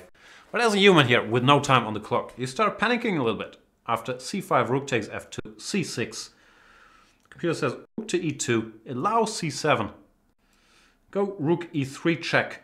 King takes d4, knight f5 check. This is impossible to calculate. Or king to d2, f2, allow white to queen. You don't do that with a king on g5. Therefore, practically speaking, this was an amazing pull by Vishy Anand, and he was rewarded for his tenacity by saving a draw from this position, which is still bad. But let's move on to game number 3, which has just started. Wesley, so with the white pieces, did not get anywhere against Vishy's Berlin in game number 1, where he played e4. So he's decided this time around, let's play one d4. Why not d4? That's a pretty good move. d4, knight f6, c4, e6, knight c3. Play the Nimzo. And to my surprise, he's going for the, what do we call this? The Rubinstein variation. Very classical, traditional variation. Bishop d3, c5. Which is also the line I recommended for black in my recent video series on the Nimzo. It's part 3 of my black repertoire series against 1d4. Part 1, Catalan, Part 2, Vienna, Part 3, Nimzo, Part 4, Sidelines, where I talked a lot about this line, c5, knight f3, knight e2. And I'm surprised that Wesley chose this, because I believe Vishy has a lot of experience here. This line featured heavily in his World Championship match against Wesley Topalov in the year 2010. And Wesley goes for knight ge2, which actually, as usual, I can't remember what I gave in my series, but I do remember that after d5, I did not talk much about, I believe, the move a3, which someone pointed out to me, which is an interesting line. So would be curious if this line features here. In general, after d5, black is supposed to be fine in the lines after cd5, cd4, ed, knight takes d5. Or castles, d takes c4. And so let's see what Wesley so will do after d5.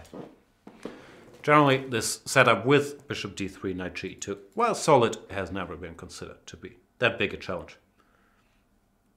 And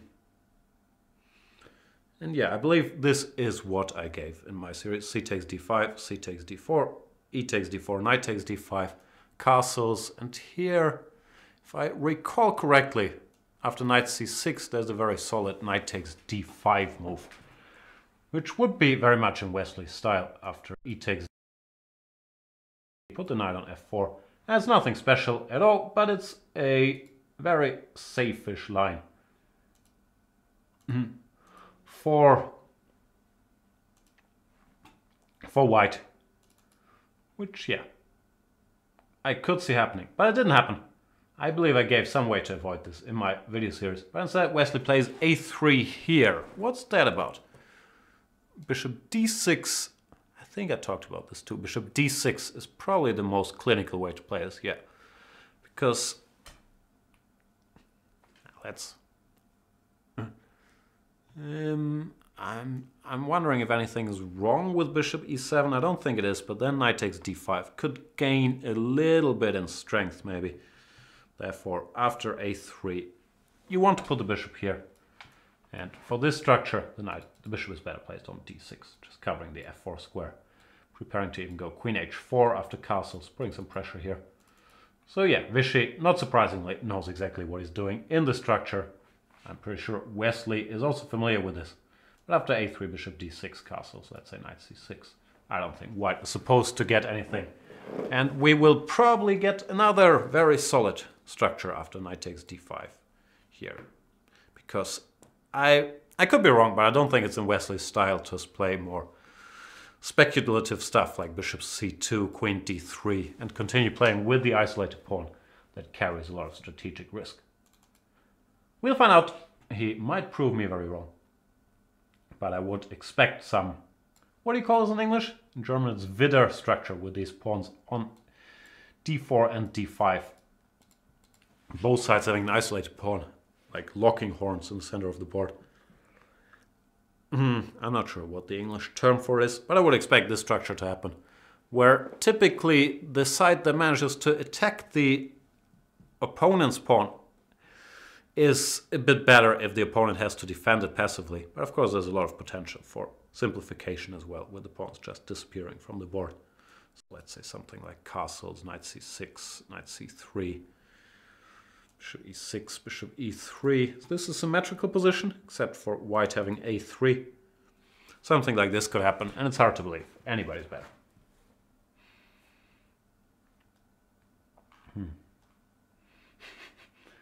In the chat, I am preciso says, Fischer said once 1 e4 is best by test. Was he wrong? I don't know if he was wrong, but 1 e4, the Berlin was not as prominent in Fischer's days as it is nowadays.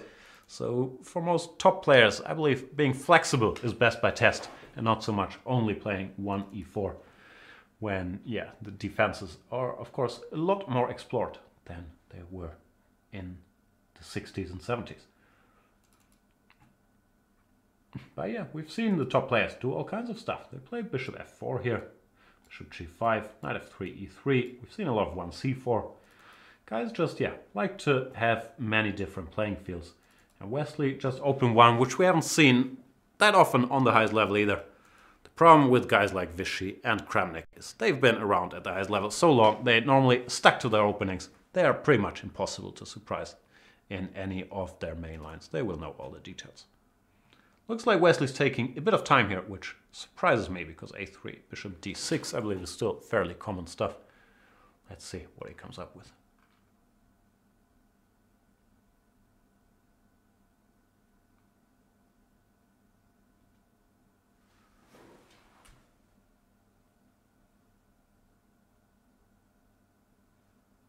Queen c2.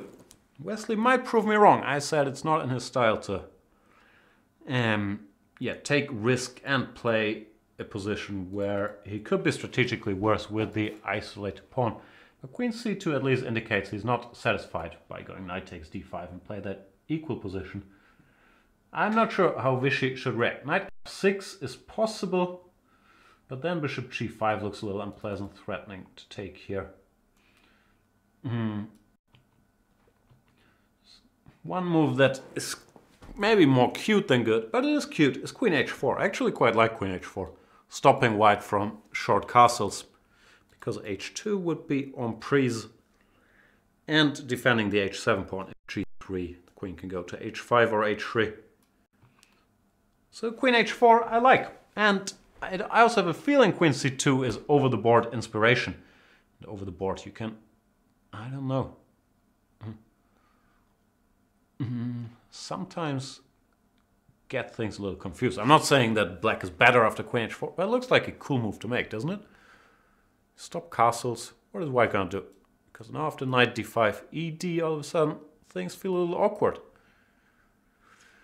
We don't have the f4 square, and no, I don't like this for white at all. What should he do? g3, queen h5, let's say. Maybe now castles. Maybe it's not so bad, but it's not pretty to have to play g3, weakening these light squares. So I have a feeling queen c2 was, yeah, bishop d6 caught Wesley by surprise. Queen c2 was over the board inspiration, and after queen h4, black looks to have a very good position. Let's see if Vishy does that. He does other moves. He can play h6, even g6. But h6 more likely.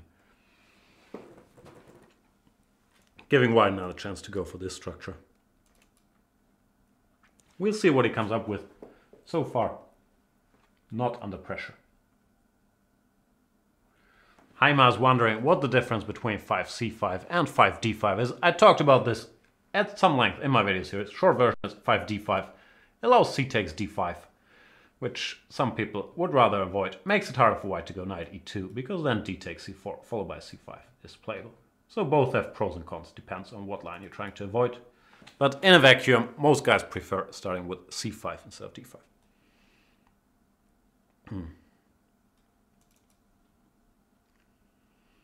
Vishy taking his time here. I still like h4. Looks like a very typical move for these structures with the knight on e2. Reminds me of this position, which I'm not sure if this is in any way connected really, but it does remind me of it. Of course, very different line. But here you also go queen h5, making it hard for black to castle kingside because of queen h7 and control the f5 square to make it harder to exchange. Yeah, it feels like a similar idea after this knight is on e2 or on e7. Put the queen here. We'll find out if that happens. Or if, like Sachin Roy points out in the chat, Vishy just plays h6. No nonsense. And that is indeed what happened. Maybe our DGT board was lagging there a bit, because it seems after h6, not our DGT board, our whatever, feet.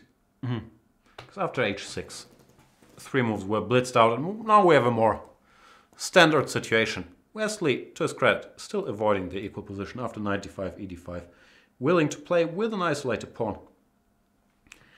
And this might be largely a matter of taste. Me, I don't like long-term weaknesses and having to justify them by dynamic play. So I'd be happy here with black even playing a move like knight c7 in order to recapture on d5 with the knight, and then planning to go either bishop d7, bishop c6, or rook c8, or b6, bishop b7. Strikes me as quite pleasant for black. If knight e4, I'd be willing to part ways with this bishop even though we don't have to. We could put it on c7, but after a move like b6, I'd be fairly satisfied here with the black situation. Let's see if Vishy agrees and goes for knight c7, or if he feels like, what other moves are there? You don't want to go b6 because if knight takes d5, this would drop. You could go bishop d7, but that's clearly a bit of a loss of a tempo for these structures. This bishop is not ideal here, so I would not expect that. And Vishy plays a third option. He goes knight takes c3, very interesting. Offers to transpose from a isolated pawn situation to a hanging pawn situation after b takes c3. These hanging pawn situations, they are very tricky to evaluate as well. It feels like the knight on e2 is a little passive for this situation. Might look nice that the knight defends both of the pawns, but it's not really contributing a lot to the attack. It's a long way to more active squares, and this feels fairly pleasant for black. Therefore, Wesley does go knight takes c3, not b takes c. I like this better, it's more solid. Knight takes d4, runs into bishop h7, check. Just as I said, I was wondering how this position is, but I guess it's fine for white. King h8, rook d4. Because there's this little trick, takes, queen takes d4. And all of a sudden, white would have two pieces versus a rook and two pawns, which is roughly material balance. But in this position, I believe you want to take white and the two bishops, which look very powerful here. So taking on d4 would not be a good idea. Instead, yeah, black should develop somehow. Bishop d7. Once again, this allows simplifications by d5. But that's sort of to be expected after you played knight takes c3. Another move you could think of is once again knight e7. Even though if you want to go knight e7, why not do it instantly? Such a position, I don't know, maybe give a check, go bishop e4. Tends to be equal as well, with white's control over the d5 square. There's not much black can do to claim being better here. Which probably, well, Vishy is black, so it's not like he needs to claim that he's better or anything. I'm just wondering how to evaluate these situations. Knight takes c3 on the board. Knight e7 looks like a good move to me. Bishop d7 looks like a good move. Queen h4 now does not do a lot of damage because after g3 we clearly can't take. Due to bishop h7 check.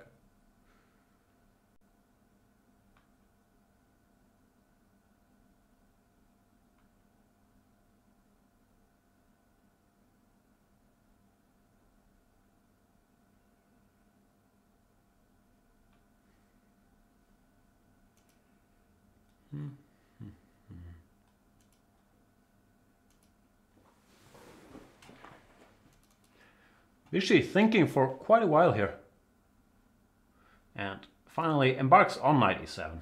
Yeah, that is an ambitious move to make, stopping d5. Planning to bring the bishop out. I would, yeah, go for this check. This check is always like a cute little thing to throw in. It makes you feel smart to do it too. The point is that the king is normally slightly worse on h8 than on g8. Doesn't defend the f7 pawn. In the unlikely scenario that white ever manages to take here and take on h6 would be check.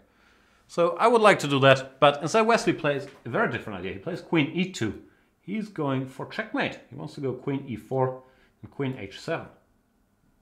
Can you do that? Bishop d7, queen e4 must be the point.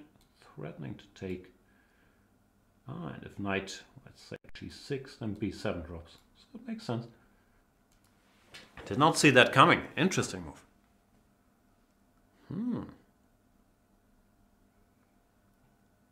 Once again, that brings us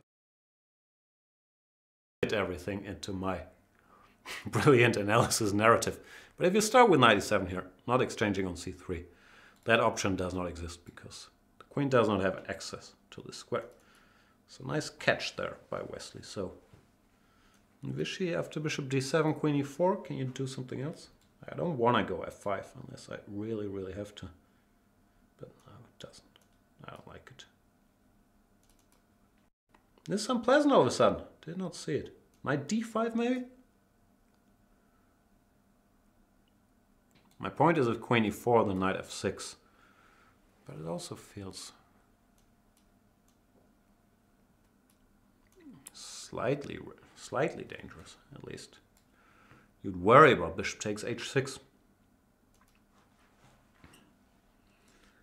No, I don't like knight d5 even takes. Yeah, this looks unpleasant too. If black were able to go queen h4, black would be happy. But this queen here is annoying. Keeping an eye on this, threatening bishop h6. Not fun. Might not be too bad, but not fun. And Vishy doesn't do any of those things. He goes rook e8. Possibly after queen e4. Clearing the f8 square for his king, even though it's hard to believe he would allow this check. But what does he want to do after this? Knight g6 maybe? Not a dream square for this knight. But what else? Still not an f5 fan. Not sure how bad it is. But it does weaken the e6 pawn quite badly. Generally in these structures, if black has to go f5, the e6 pawn will be weaker than the pawn on d4. Queen can go back to e2, this bishop can go to c4. It's not pretty. Queen e4 played by Wesley, and Vishy plays knight g6. Yeah, doesn't want to go f5, understandably. But yeah, I don't think this is the career this knight was dreaming of. Now it's going to be harder to develop the queen side, because after bishop d7, this pawn is always hanging. So nice job by Wesley, so creating some pressure here. He's played bishop e3, did not bother to play this g3 move to incarcerate the knight. Bishop e3 also perfectly fine move to play. Queen h4, does that make sense, or will I run into trouble? Generally it would be nice to be able to exchange queens, but here the black pieces are so dumb that I'm not sure. Knight b5, rook c1, d5. The general rule of thumb is if white has an isolated pawn, he should avoid exchanges, especially the exchange of queens. But this feels like an exception to the rule, because white is so active with this bishop on this long diagonal that this looks like a fairly unpleasant endgame for black. So he has to be more humble and find another way to get the pieces out. f5, I'm still not a fan, even though at least the queen can't go to e2 now. But f3 is good enough of a square.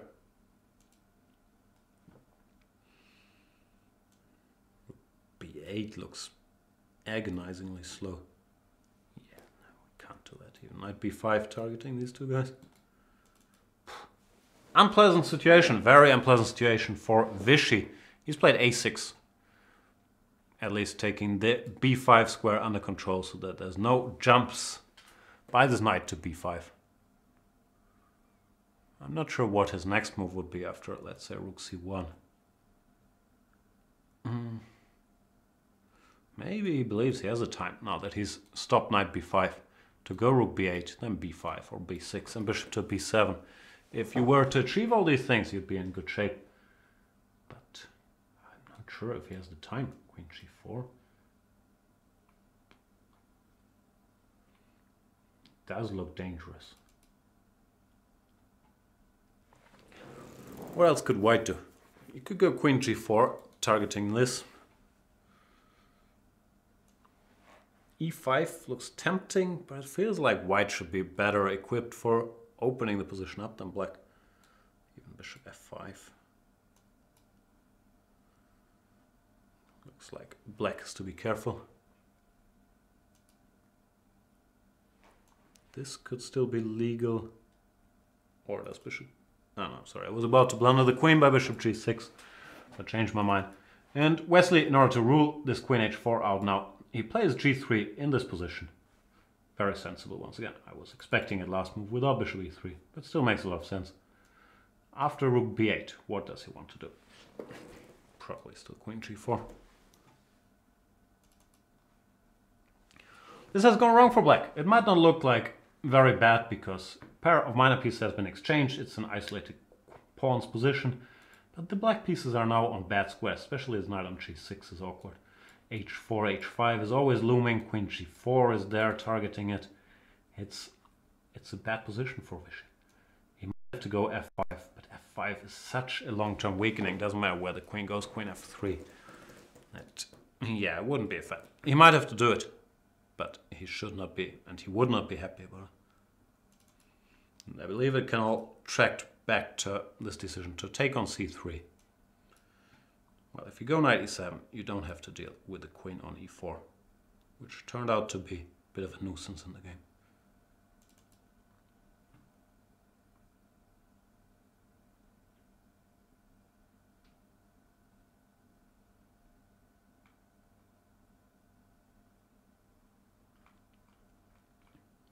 What are we talking about in the chat?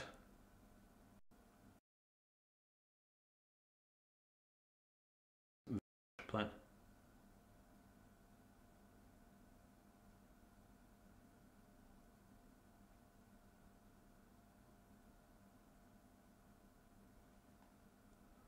And Vishy has played f5. That was, yeah, pretty much the only way to get his pieces out and to deal with the threat of queen to g4. f5, queen f3, rook to b8. f5.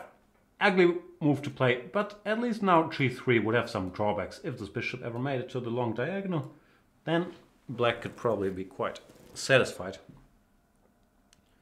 So the more I look at it,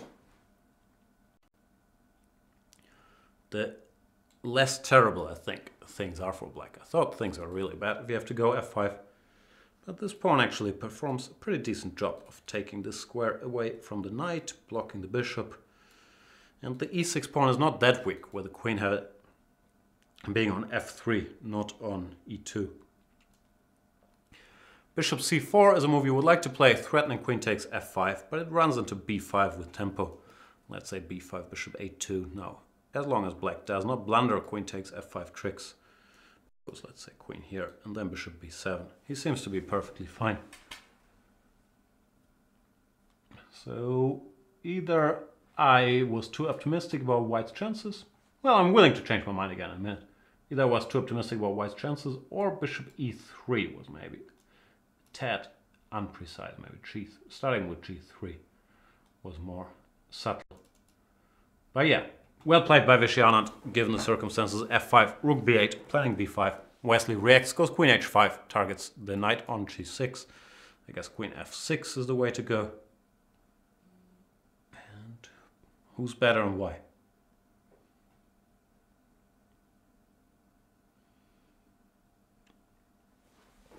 No longer clear, because black has the easier plan to improve his position. Well, the onus is on white to do something creative, which sounds nice, but in rapid chess, it's much easier to make the natural moves improve your position than having to invent something.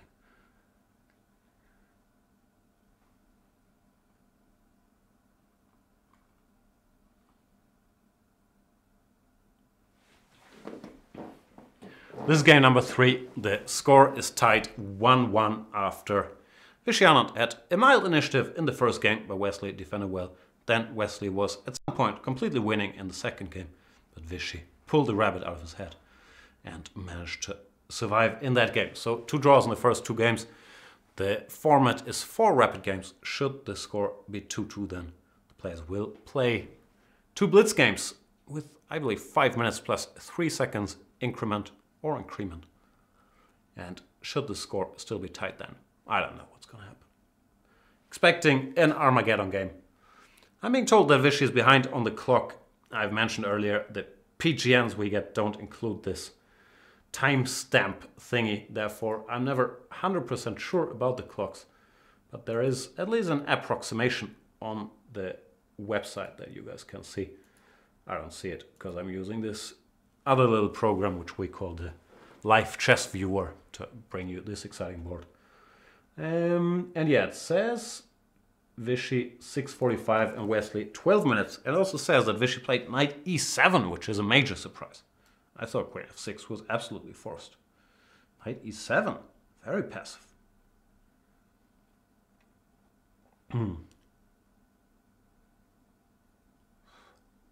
Oh, I did not even register this as a legal move. The plan must still be the same. Go b5, bishop b7. Let's see what Wesley wants to do about it. Bishop c4 is once again the first move that comes to my mind. If b5, bishop a2, just now bishop b7 runs into bishop e6. And I might be dreaming about some d5 breaks as well. Looks quite pleasant, but Wesley played differently. He went d5 immediately. No more messing around, no preparations, goes d5. Black shouldn't take, even if it's not clear how you get this pawn back immediately. Now this is such a messy formation. And yeah, you just don't do it. Tactics will appear. Bishop a7 maybe, who knows. But instead Vishy blitzed out e5, trying to keep the position close. Are there tricks? Bishop b6? You can't go bishop c7 because I would take and then take. So you would have to go queen d7.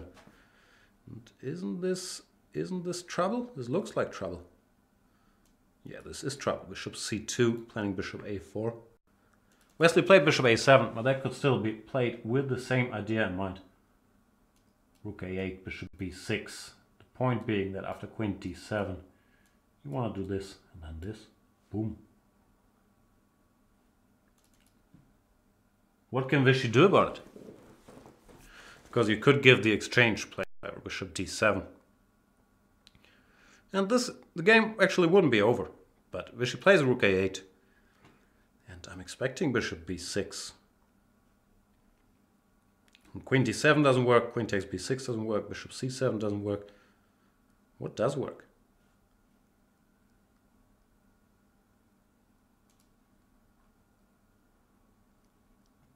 Yeah, bishop b6 plate.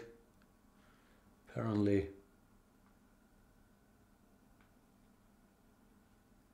g6 is the only move. Brought to you by your friend the computer. The point being queen h6, queen b6, and bishop d8, gh. Maybe white is better. The game certainly continues, still equal material. Black has everything covered, bishop b6. Ah, so g6 was there all the way, and that is what happened. Ah, okay. Sorry for the overreaction. I thought bishop b6 was just winning.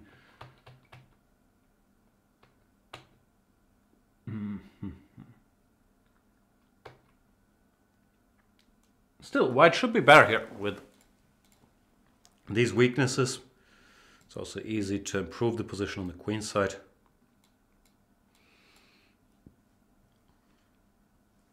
Not sure how much, but it looks nicer for white. Wesley weighing his options now, if he wants to keep the bishop alive, which looks like the most normal move, or if he wants to take here. But it would be a pity to give up this nice bishop, and yeah, he doesn't do it. He goes bishop b6, and Vishy plays bishop d7. Well, obvious but very good move, stopping any knight a4, knight c5 operations. Yeah, he's still in business. These pawns are weak, but everything else is sort of okay. The rook can come to c8, maybe the king can come up to defend the h-pawn. The game still goes on, so...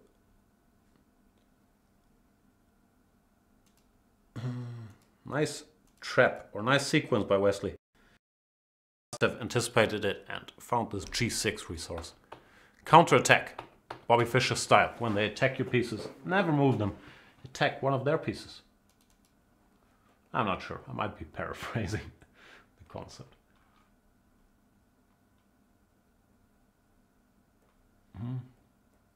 b4 played by, so going for bishop c5, but of course rook a8 will be played. Ruling that out, or at least making it a pawn sacrifice. I think black is alright, no? Maybe Wesley wants to play this move, but now we can just take. No, doesn't work. Okay, c1 is normal, but now king g7. Yeah, if you don't get bishop c5, then it feels like black is perfectly fine. Let's say knight e2. No, but this pawn becomes weak.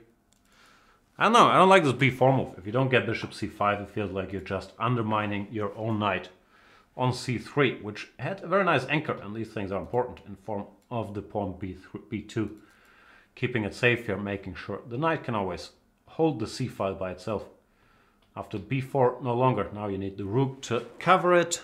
And king g7 plate, nice all-around move, stepping out of this diagonal, getting ready to play king g6 to defend this pawn if needed.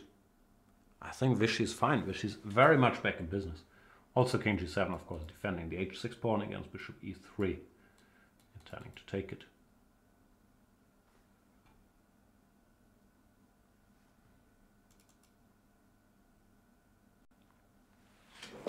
I have a feeling that I might be overstating black's case here, but I'd rather be black here. It feels like it's much easier to play. The black position, these pawns, even though of course advances have to be weighed very carefully, they are more mobile than any of white's pawns. Wesley plays h4 to fix the double h pawns. But even here, put the king on g6, defend everything, then think if you ever want to go e4, you can try to improve your pieces, knight g8, knight f6. I like black's position.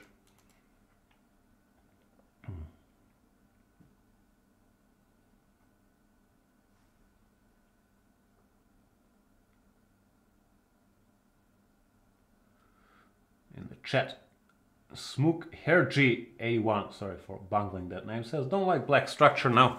I kind of like it. Of course, it would be nicer if the pawn was on g6 instead of on h5, but the rest of the structure looks perfectly serviceable. Yeah, Vishy goes for knight g8 immediately, transferring the knight to f6, which is its ideal square, defending h5, still keeping an eye on d5, it's keeping an eye on e4.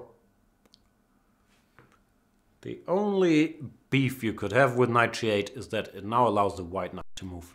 And once again, the bishop c5 move becomes a topic. Well, as long as the knight is standing on e7, this knight could not move because the d5 pawn was then hanging. Now the tense situation in the third rapid game. They play 20 minutes plus 10 seconds increment per move. Therefore, the player's in time trouble soon. Vishy Anand is a little behind on the clock in this one, down to, in our approximation, 4 minutes and 46 seconds versus 8 minutes 14 seconds for Wesley. So Dutch defender is wondering about e4. e4 is a topic long term, but for now you should be very careful with it because it weakens, yeah. The d4 square, this diagonal, and this square could also be occupied by a knight, also weakens the f4 square. So don't go e4 unless it wins material, or unless it's really good. Knight g8, Wesley played bishop f1, the knight lands on f6, bishop g2. Now e4 becomes a little more tempting because it does neutralize this bishop on g2. So, even though I said like 8 seconds ago, don't play e4 unless it wins material.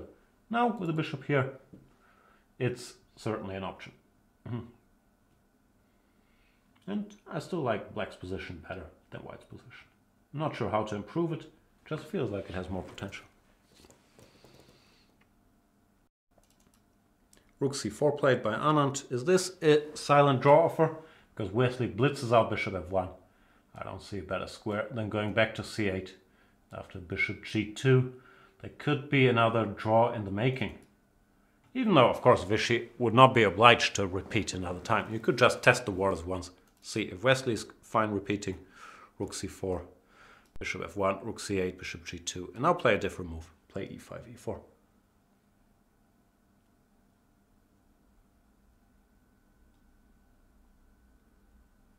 And Prometheus is saying, actually Vishy has more time. So 5 minutes, Anand 10 minutes. If that's true, there would be more incentive to continue the game, but it did not happen. Both players seem content with this move repetition, making a third draw here after bishop f1, rook cc8, bishop g2, rook c4. Yeah, bit of an anti-climactic ending there, but you can understand that both sides are happy to get this game over with. Vishy was under pressure out of the opening. And here maybe g3, h4 directly pose more questions. Also, this position looks quite shaky to me. But then he found a way into this endgame, which is not as bad as it looked at first sight. And Wesley, probably realizing that, I did not like b4 and some of his moves here, offered the move repetition, which Vishy took. He could have continued by playing e4 or king to g6 or whatnot. But he was happy, making a draw, making the score 1.5, 1.5, and then getting white in the last rapid game. Should Anand win this last rapid game, he would win his 10th Leon Masters, while should Wesley so win, he would win his first Leon Masters. In the not impossible case that this fourth rapid game also ends in a draw, so far we've had 3 draws, then the players would move on to Blitz games to determine the winner. Do we still have the table of winners here? Yeah, here we go. We can see that pretty much everybody who's somebody in the chess world has already won this tournament.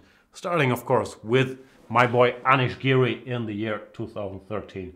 But Vishy's also won it 9 times. Certain Magnus Carlsen has won it. Boris Gelfand, Paco Vallejo, the Spanish #1.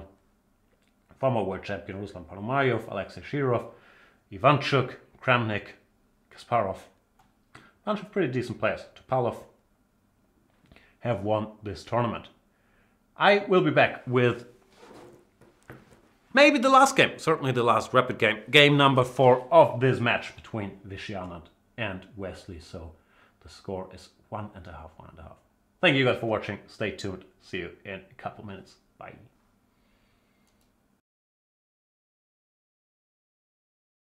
You need to test yourself at a different level. Chess 24 Premium offers the tools that you need to reach your maximum potential, from hundreds of interactive video lessons to becoming part of the Chess 24 community. You can analyze with friends or coach your students live. You get 24/7 coverage of chess news and events, access to premium analysis and commentary, and the chance to interact with grandmasters and other top players and coaches. Get advice from the best and even challenge them to a battle. Be the best chess player you can be. It's time to level up your game with Chess 24 Premium membership.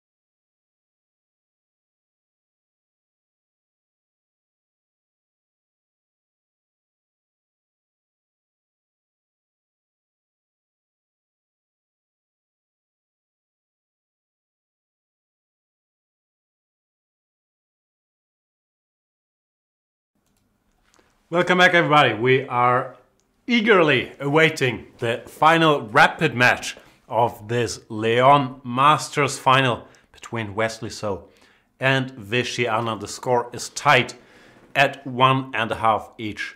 So far, we've seen 3 draws with sort of uneven games. In the first game, Vishy Anand had everything under control in one of the good old anti-Berlins. Was clearly the one putting pressure, but Wesley managed to and the game petered out with a move repetition. In the second game, Wesley, to at least my great surprise, played the French e4, e6, got a very interesting double-edged position out of the opening in a line. I don't know, I might be missing this trend, I'm not following the French. In a rare line for me with king f8, then got a winning position after Vishy went for the very cute but maybe not very strong move queen to f6, hoping for rook f6, knight f6, king h8, rook h5, checkmate. But after queen takes f6, Wesley got a good endgame, which was winning, but he let Vishy escape. Or Vishy, I wouldn't say let him escape, because Vishy managed to escape by finding this very nice resource, provoking white to go, black to go, f3 check, collect a piece. And here, all of a sudden, there was counterplay, and things weren't so easy in an over-the-board game. Vishy escaped. Well, had Wesley played, let's say rook h2 here, threatening e3, the game, I believe, would not have lasted long. So Houdini dropped there by Vishy Anand in that game. And let's move on to the last game before this summary. Forever, because the last game is underway and Vishy Anand is facing the Petrov by Wesley. So very different approach from the sharp French. For the last game, Wesley said, you know, let's be solid. I don't mind playing Blitz, let's play the Petrov. The Petrov did not show up at the highest level, or almost didn't show up at the highest level for a couple of years, because guys were afraid of this move Vishy plays, knight c3. And this structure with double c-pawns, it turned out that the position is a little easier to play for white, because he hides his king behind these 4 pawns on the queen side, and has open files in the center to operate on, and can push his pawns up the board on the king side. And it seemed like white was doing very well there for a couple of years. But recently, guys, I've started going back to playing this with black a bit more, championed by, I don't know, Fabian Caruana has played a lot of Petrov recently. Anish Giri has always played the Petrov once in a while, even though not so much recently. And some of the strongest Chinese players also like playing the Petrov. An aggressive player like Wei Yi even might have made it his main opening these days. So there's stuff happening here, even though, as far as I know, most specialists preferred the plan with long castles in this position, which normally starts with knight c6, bishop e6, then queen d7, and long castles, trying to equalize there, instead of the plan that Wesley so employs here, knight to d7, followed by short castles, which used to be hotly debated a long time ago, but I haven't seen so much recently. I'm no expert on the subtleties here, when the queen should go to d2 and when to e2. Vishy certainly will know these things. Queen e2, rook e8, long castles, bishop to f6. And it seems like former world champion Vishy Anand takes some time. Bishop f6 and rook e8, certainly very logical against the queen on e2. Some more moves are made. h4, knight to f8. Preparing to develop the bishop to g4, I would guess. I think you gotta stop bishop g4. You gotta move your knight somewhere. Knight g5, knight d2, knight h2. Probably not h2. But you don't want this pin happening. Therefore, I would say this is the most natural move, actually. Stopping bishop g4, and if h6, well, you can think about leaving the knight on prise. There's a move like queen h5, maybe. But you could also just drop it here. And then plan to run with the g-pawn. Well, bishop takes h4 looks insanely risky to me. I'm not sure if this is still theory or homework by either of the players. I end up saying this about a lot of the openings played, but sadly, it's true for most 1e4 non-Spanish, non-Italian openings. I'm not a big expert on the Petrov. But I do like white's position here, if he were to play knight to g5. Or maybe even knight d2, but knight d2 feels unnecessarily passive. Go to g5, pretend to threaten something, and throw your pawns up the board. Hope for the best. That's how I literally played. Never in my life, but it's much easier to recommend this. Rough and Brutal Wins #1 says this game is another Snorfest. I don't know. Why is that? Opposite castles. Looks like white will go for a kingside attack. What is boring?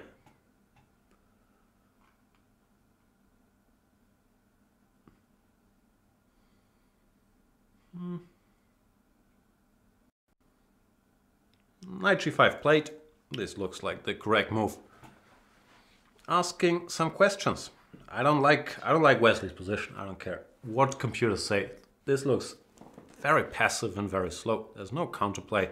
You haven't occupied any space in the center or on the queen side.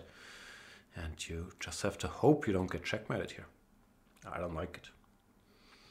Queen h5 is also very much an idea now.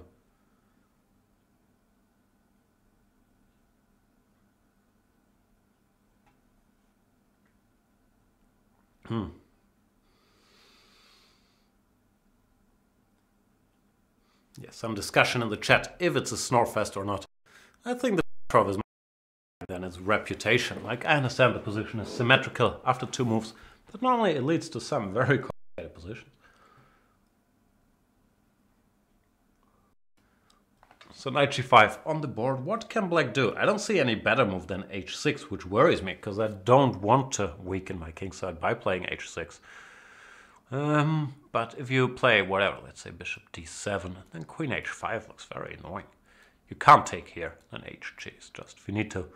f7 is hanging, and h7 is hanging. So g6 looks like only move, but g6 gives the white h-pawn a real hook. Queen anywhere. Now, if this pawn ever lands, it's gonna be very bad news. Even knight h7 followed by h5 ideas are already popping up. So, not a fan. Wesley plays d5 instead of all of this, allowing queen h5. Still not a fan at all. This just looks bad. Queen h5, you have to play g6, strictly the move. Then queen to f3. And now black is just worse. I'm not sure in how much trouble, but he is worse. g4 is coming, queen to g3 followed by h5 or f4 is coming. Even positional ideas like bishop d4 are very much there. This opening has gone wrong for Wesley. And maybe, I'm not sure what made him choose the Petrov. But in hindsight, he probably will regret this. Maybe he's not that familiar with its subtleties. Well, Vishy, lifelong e4 player.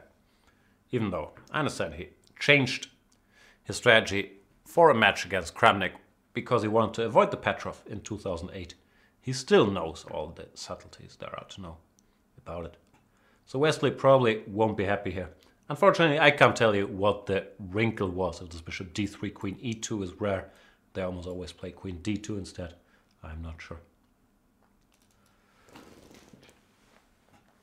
So d5, queen h5 is the move that looks nice to provoke g6. But there are certainly other options. You could argue that you don't have to provoke g6, but you can put the queen here immediately. You could argue, even though you might lose that argument, that g4 is an idea directly. And after h6, can I sacrifice? Could be dangerous, no? Takes in g5. This looks very dangerous. Queen h5 check coming after bishop g5. Queen h5 looks winning. Looks very interesting. Anyway, Vishy's played queen h5, g6, queen f3, the natural reaction.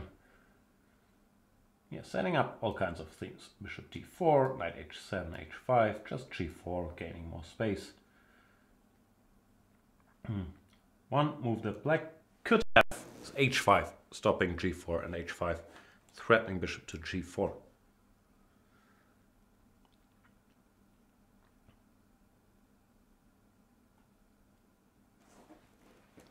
Maybe this is good then. If bishop takes, f7 becomes a bit weak, so this is just winning. Therefore, Black would have to take this.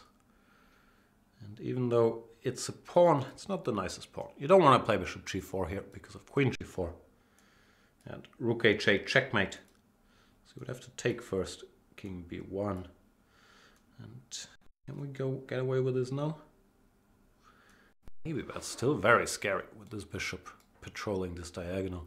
f3 coming. Looks dangerous to me. And h5 is on the board. Vishy has a choice. He can offer this pawn. He doesn't have to. He can also play a move like queen to g3, just sidestepping bishop to g4 and preparing bishop d4. And that's what he does. He does not want to sacrifice anything. Plays queen g3. Still keeping pressure. It's an unpleasant position for black.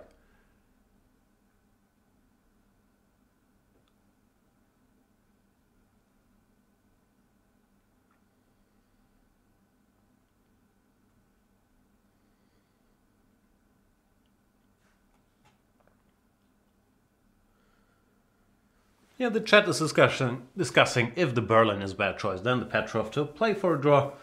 10-15 years ago everybody played the Petrov at the highest level. Then, because of these knight c3 structures, they stopped doing it. Recently they came back. And yeah, I don't think it's so much playing for a draw, but whatever the top guys think works best. And it's also how well you know stuff. I believe that's if you want to criticize Wesley's choice. I have no idea, maybe he spent the last 3 months studying the Petrov, but I haven't seen him play it all that much. Maybe I just don't remember. At least recently I haven't seen him play it much. So it looks like he got put under pressure here by Vishy at the very least. Bishop g4, rook de1 played. Vishy does not want to play f3.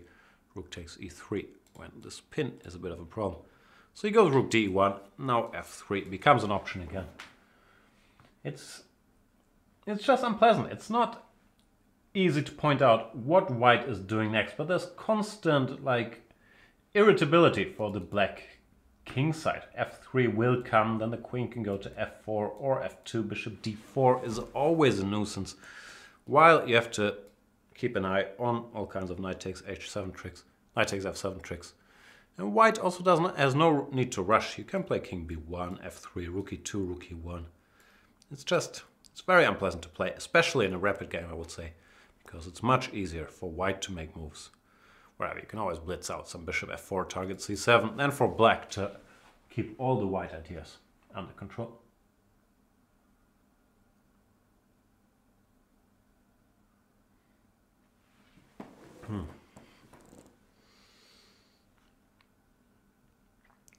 Yeah, a lot of discussion about snorefests. I don't know, like the thing is, in order to make it a snorefest, you have to spend so much time understanding lots of nuances about all these Berlins or Petrovs or whatever else you consider a snorefest, that it's more like, yeah, it's not obvious to explain or to see what's going on, which also makes it tough for me.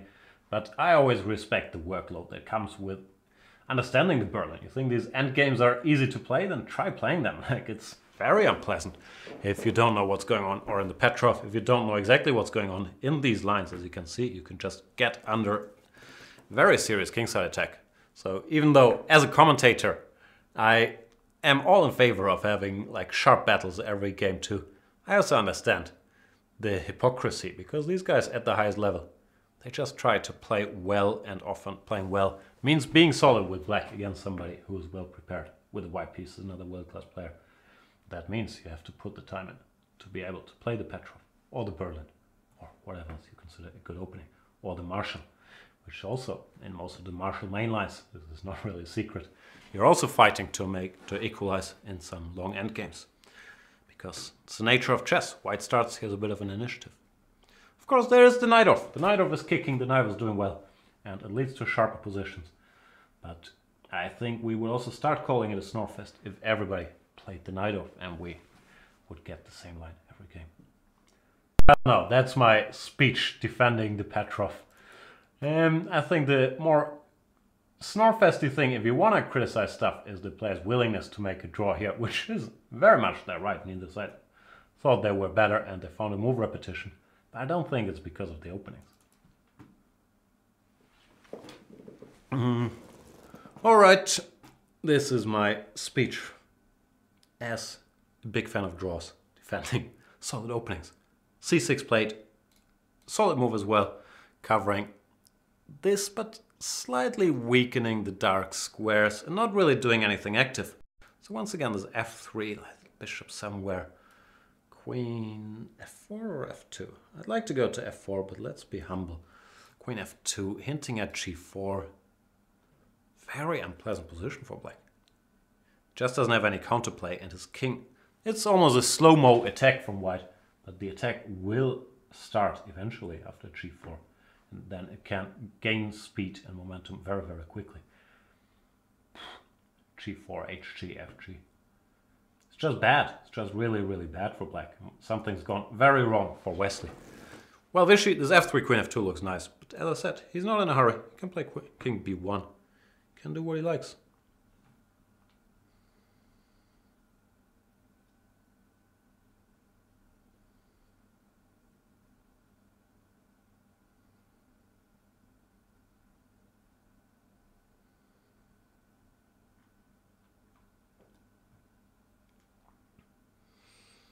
Wesley is in trouble, and Vishy will smell the chance to end this in the rapids. Of course, Vishy, I don't know, we had this discussion I saw in the chat earlier, who's a favorite in the Blitz. Honestly, I don't know. I think neither did very well in the recent Blitz in, where was it, Leuven, Paris. But if you have a chance to finish it in the rapid, then of course you wanna grab it in this position after f3, bishop d7. Queen out of the way, turning g4. Looks so easy to play for white. And so hard to play with black. Because you know what's gonna happen, but there's really nothing you can do about it. It's just witnessing your own termination without being able to generate any counterplay. Queen a5 is the most counterplay I can think of, but just king b1, and that's the end of it. All kinds of ideas to go for a counterattack will be much too slow. And we see once again why this line is so popular, because these 4 pawns might not seem like much, but they are covering the white king very well. Like this pawn blocks the bishop on c3, so there's no queen b4 attacking b2, threatening checkmate, no real counterplay. Well, the black king only has 3 pawns covering him. After g4, that shelter will start crumbling. Wesley so is in real big trouble here. Yeah, g4. Next move is very much possible, but white could also, if he really wants to, try preparing g4 with rook g1, or choose moves like bishop d4, king b1, even f4, f5. This won't happen, but is an idea that you have to keep an eye on. It's just bad, and I can't see a good move for a plan for black, because his counterattack is just 100 moves too slow. And passive defense, normally someone attacks your king side and you're just trying to defend there with opposite colored castles, you're gonna lose it. Normally offense, best defense there, especially with so many pieces on the board. So yeah, what can I tell you? It's trouble. Let's make some move. Probably not a good move, but just to show some ideas. Takes, bishop takes. This looks winning already, no? Rook ef1. Bishop d4. g1. There's too many attackers. And I'm sure Wesley is perfectly aware of all this stuff, but that's the problem with these Petrov positions. These attacks are very hard to stop if you don't neutralize stuff move by move out of the opening. And there, I don't know what went wrong for Wesley. I can only guess that this bishop d3 and queen e2 the Vishy employed is less common than queen d2. It came as a surprise. As I said, I thought Petrov players, they mainly go for this knight c6, bishop e6, a6, queen d7, long castle plan. Try to neutralize white's initiative there.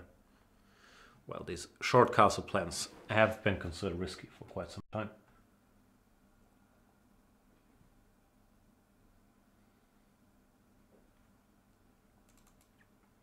Queen a5, king b1 has been played. That's what I was talking about. This is the one move counterplay I can see. But after king b1, this counterplay is pretty much over. Now the queen is not even there as a defender anymore. So after g4, takes to add insult to injury. Bishop on f6 would be hanging. To my mind, this position is almost lost for black. G4 is gonna come and your king is here. Let's see, Wesley can find some resource here. I wouldn't rule it out. He's amazingly tenacious and an amazingly good calculator. I just don't see what it could be. The white attack plays itself. Now with the queen on a5. This plan I briefly mentioned also becomes much stronger. f4, f5. Trying to break through here. I can't see what to do.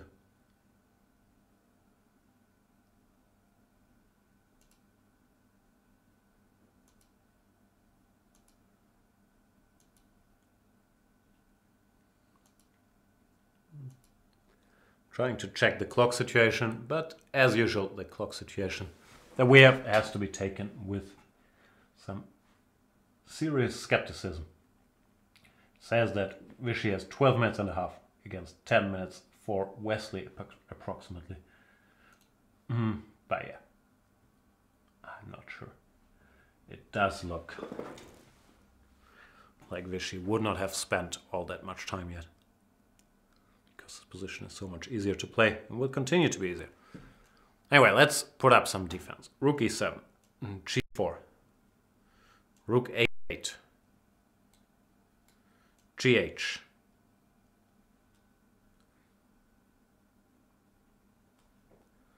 even this doesn't seem to work.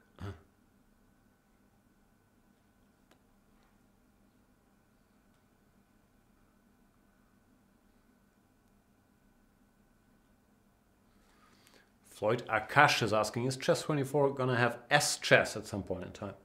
I have no idea what S-chess is, my apologies. Please educate me. What's S-chess? Sachin Roy says, enough about chess, Jan, let's talk about Preacher. Nah, this is the final game. We must focus on the chess. I also haven't seen Preacher Season 2, and I'm not sure I will. Rook e7 played by Wesley, so tending to go for this rook a8. And let's see what Vishy does. This is the most obvious move, but after g4, rook a8, gh, our friend the computer does not seem to agree. This is great. Why not, Mr. Computer?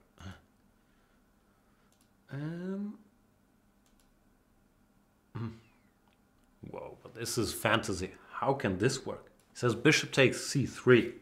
Ah, wow, this is a very hidden tactic, but very nice. B takes c and rook takes e3.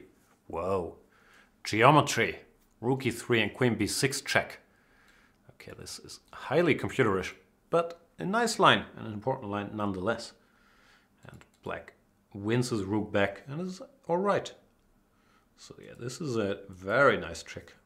Rook e7 has been played, and after g4, which maybe is not the right move, but the obvious move, g4, if rook a8, gh, which once again is not forced. This is a very nice motive. Takes, rook takes e3. Very hard to spot, for me at least. And Vishy's played g4, as you would. And Wesley goes rook a8. Wesley must have spotted this. All credit to him if he's seen this resource. It might still not work, but to find a resource like that at all in such a position, respect. Still, gh, bishop takes c3. What is happening?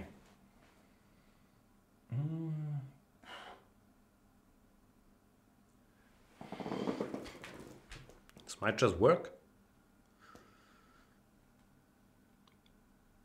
Once again, after b takes c, rook takes e3 is the point. Rook takes queen b6 check. Boom. So I would have to find an alternative to gh. But if you have to play a move like bishop d2 now, all of a sudden simplifications are impending. There's queen to b6 offering a queen exchange. It feels like the momentum has been lost a little bit.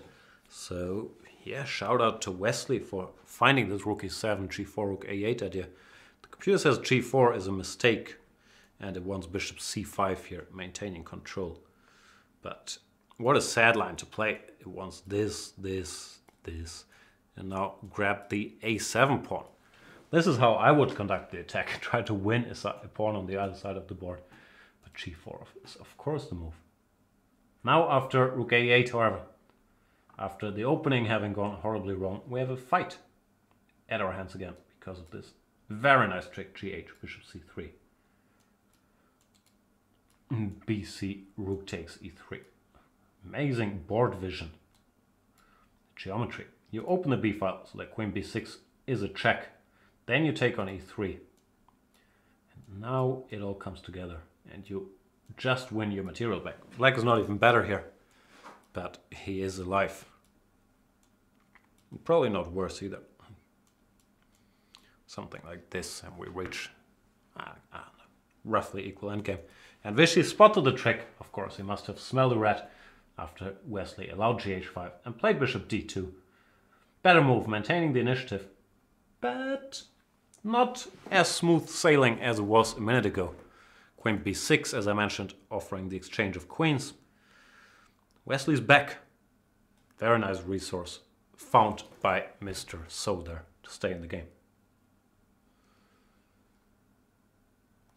I'm being told that S-chess is Sairavan chess. It's like chess, but every time you make a move, Morris Ashley yells at you.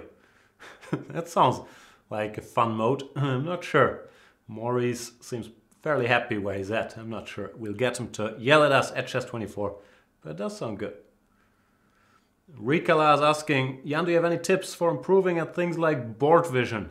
I don't know. Everything I would say would be a bit phony, because I honestly don't know. Like, you could say, yeah, do tactics exercises, which I've never really done, but I'm guessing calculating in any way, and playing every Blitz game in a way is calculating, or doing tactics training, should improve your board vision. Also, it's easier if you've seen a similar combination already, if it's pattern recognition. So now you've seen this bishop c3, rook e3, queen b6 pattern. You might spot it the next time such an option is around. Other than that, yeah, just have a look around. Look left, right and center. Talk to your pieces. Where do you want to be? I don't have a clue. We've reached an endgame. Vishy took on b6, surprisingly. I thought he would still try to keep queens on the board. Because now, okay, you can slightly weaken the black structure, but you're not going to checkmate the black king. And the g-file being open without queens doesn't mean much. The black structure is actually no weaker than the white structure here. So while I'd still take white, because it's a little more coordinated after bishop f2 and rook g1, I do believe that the worst is over.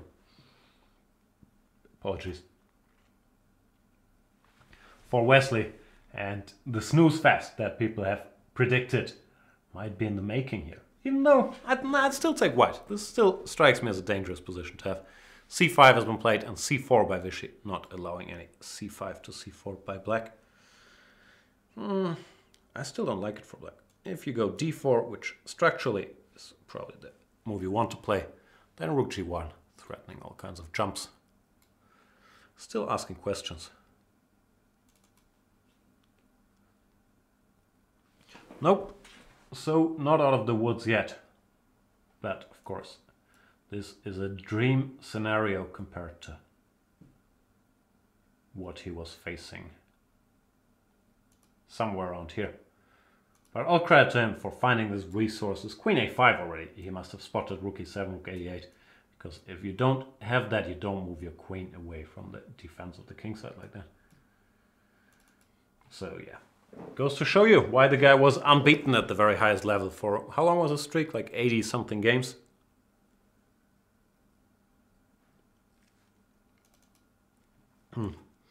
He is very, very tenacious, resilient, slippery. I don't know what the word. There was a question, no comment about leaving a pair of rooks on the board.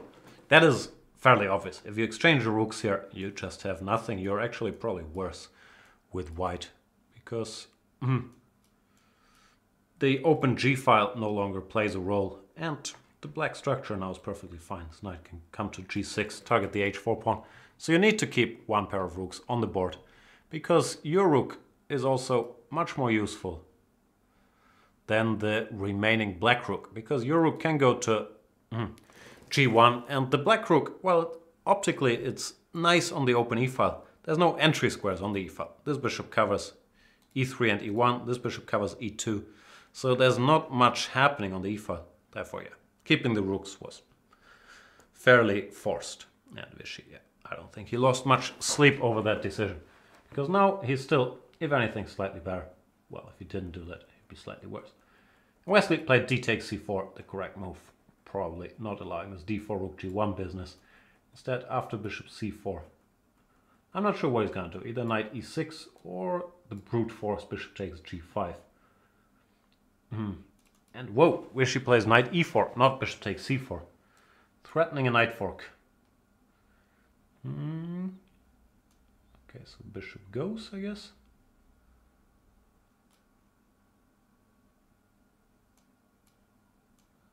Not sure if this line makes sense, but now we're threatening rook takes g6 check, king out of the way, f8 or g7, maybe f8. It looks like black is holding. Maybe we can still get some mini plus in this line, which of course is far from forced. Something like this, and white has the two bishops, but even though I love the two bishops, such a position I believe black should hold. He has good pieces, his knight is fairly mobile, this bishop is not doing all that much. Looks like nothing special. Vishy did not give the check, went bishop takes c4 immediately. Knight g6, now rook g1 would transpose to the position we just had. Now Wesley's gonna hold this, which is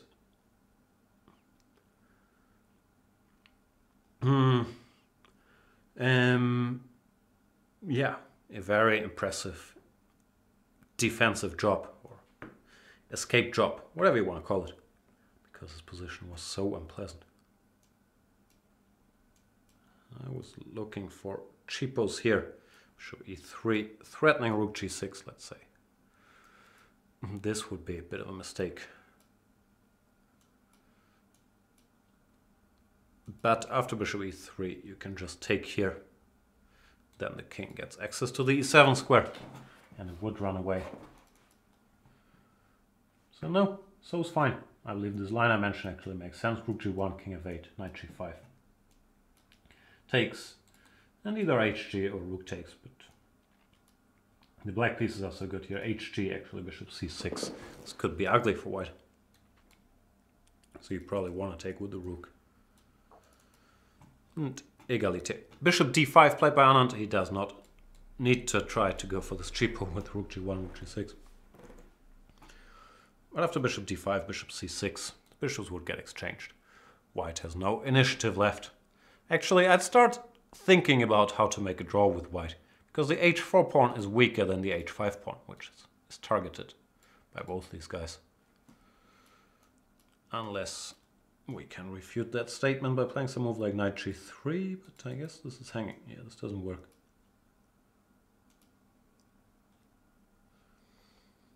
White should still be equal, like a4, threatening a5 to undermine this. But he's certainly not better after bishop c6 or bishop e6 or anything. Tough defense by Wesley.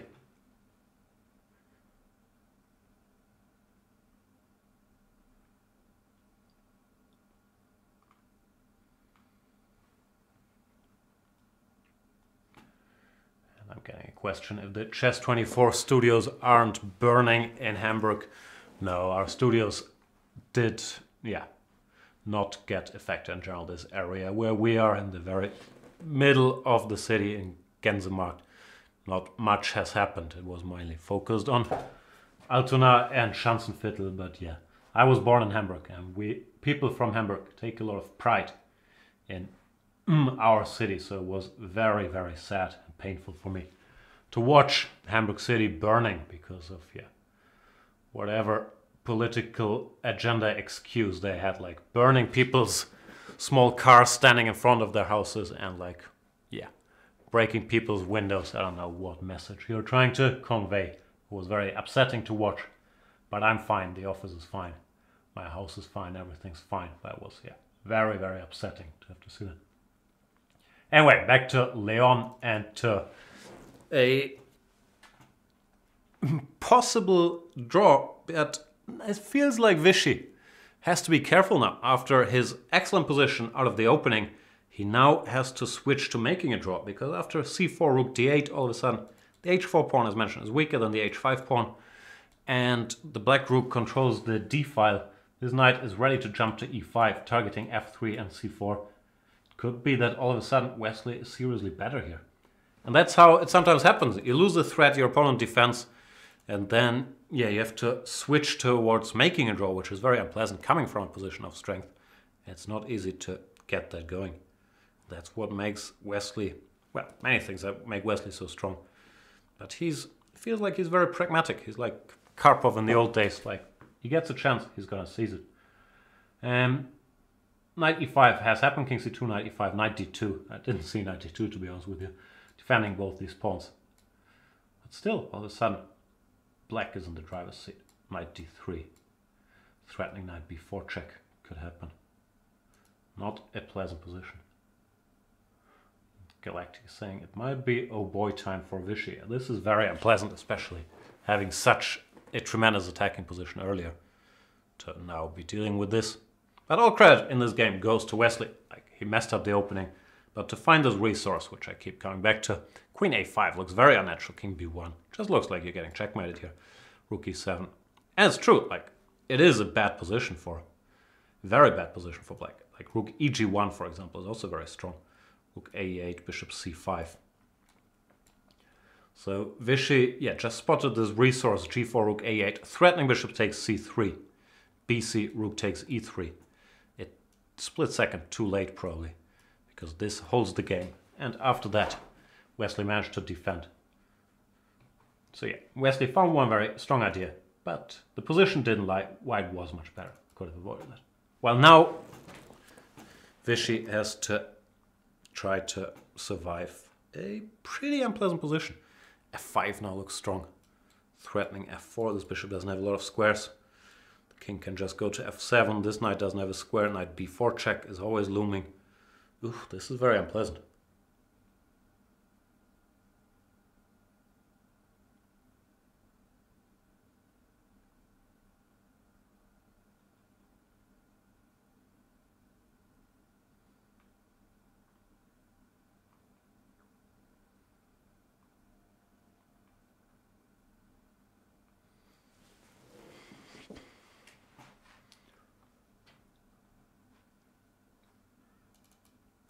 f5 played. I'm telling you right now, I believe white is an underdog to save this. Especially given the way the game has gone with the sharp trend change where white went from almost winning attack to having to defend this. And also, just objectively, it's always easier, especially in rapid chess, to be the aggressor than having to defend these positions. I believe this is going to be very, very hard for Vishy to keep together. I'm not sure if it's lost, but it's very unpleasant. Currently the threat is f4. Let's say a3 makes some sense to stop knight b4 check forever. But still f4, bishop has to go to g1, which is not pretty. Knight takes b2. Vishy instead played something better, of course. Went rook g1 check, king f7, bishop g5. Fishing for counterplay. It's still a mess. Knight b4 check might win a pawn.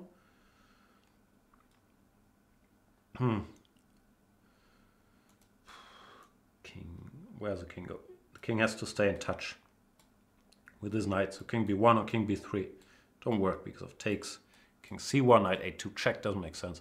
So king d1 seems to be the only move. Maybe you survive. Knight a2, and rook g5 might be enough play, but fun it is not.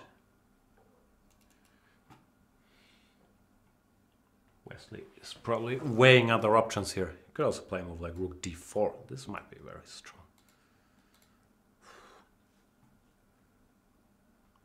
Oh, and Niklas, showing why he's a grandmaster of chess, is in the chat saying, it seems to me the position is unpleasant for white. I do agree, Grandmaster Niklas Huschenbeet. Yeah, this is very, very unpleasant for white, indeed.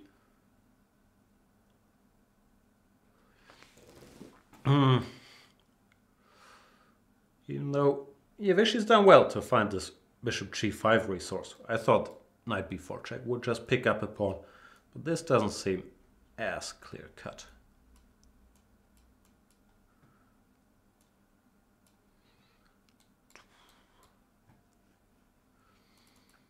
What's the clock situation? Once again, we can only see the approximate guess on the chess24 side, so we don't have the timestamp thing.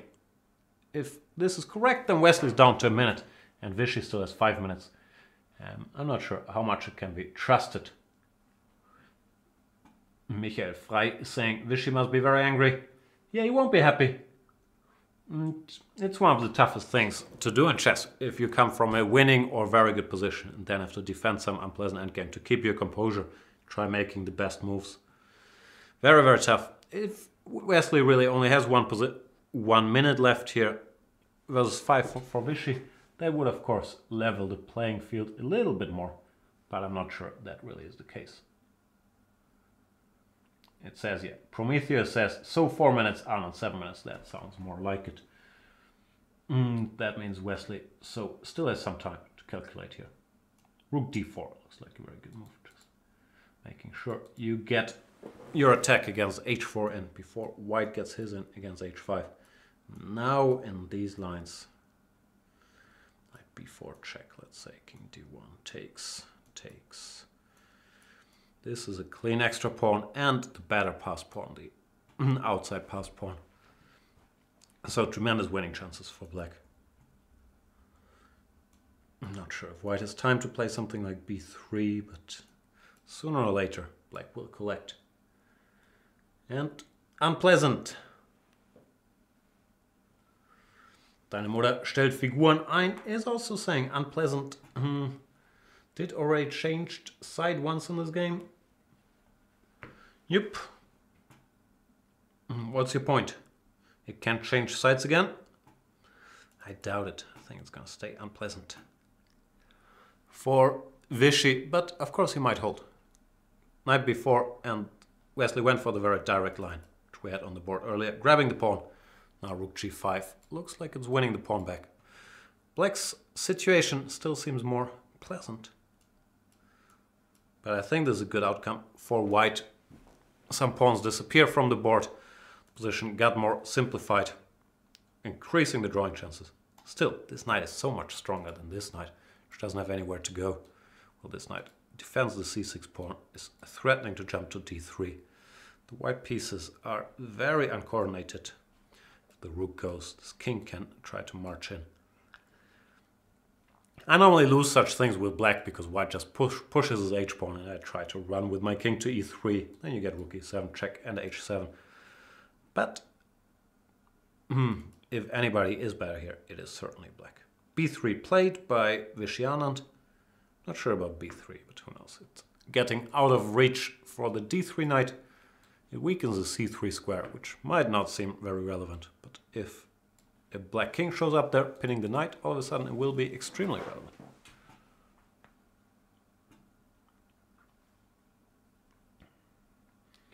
Sachin Roy is saying, War Engine thinks this is totally lost. Is that bad already? Rook h6, why is it? Nah. Rook h7 played. Is king d4 winning material? That's what I said about b3, like king d4. King e3 was never such a big threat because it was rook e7 check. But king c3 is a massive threat. So my guess would be that king e2 is the idea. But once again, king c3. Oh yeah, this is very unpleasant. So b3 looked like a natural move, but feels like a mistake. He should have played rook h7 or rook h6 immediately. Not giving this square away. Yeah, Wesley jumps at the opportunity. King d4. This is bad news. This is very, very bad news for Vishy. This b3 move. Yeah, weakened key square indeed. Maybe knight b1, stopping king to c3. Then king e3 check. Vishy plays rook e7. Ah, that's actually a good resource. King c3, rook e3 check. Things aren't clear yet. That's good defense. Well, the good news for Vishy supporters is that Vishy saved a much worse position than this one in game number 2. But his situation is still not great. Rook e7, rook h8 played. The computer, which I have running now, did mention king d3, intending knight c2 as very strong. Rook h8, f4. It looks like Vishy is back to full tenacity, because rook h4, knight f3 check. It's a nice resource. King c3, rook e3 check also keeps him in the game. I have a feeling Wesley probably missed his move f4 because he thought he could just take the pawn. f4 is a very, very strong move. And there's hope for the Vishy fans out there again.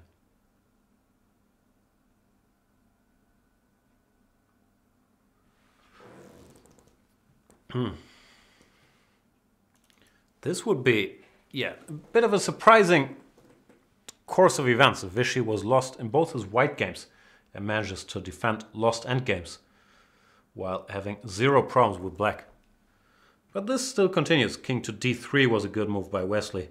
Just sidestepping knight f3 checks and introducing ideas like rook a8, rook a1. Knight f3 played by Anand. Now knight to c2 played. Eyeing this square, but not clear. Knight e5 check, king c3 is probably bad news. The king is just so bad, the white king.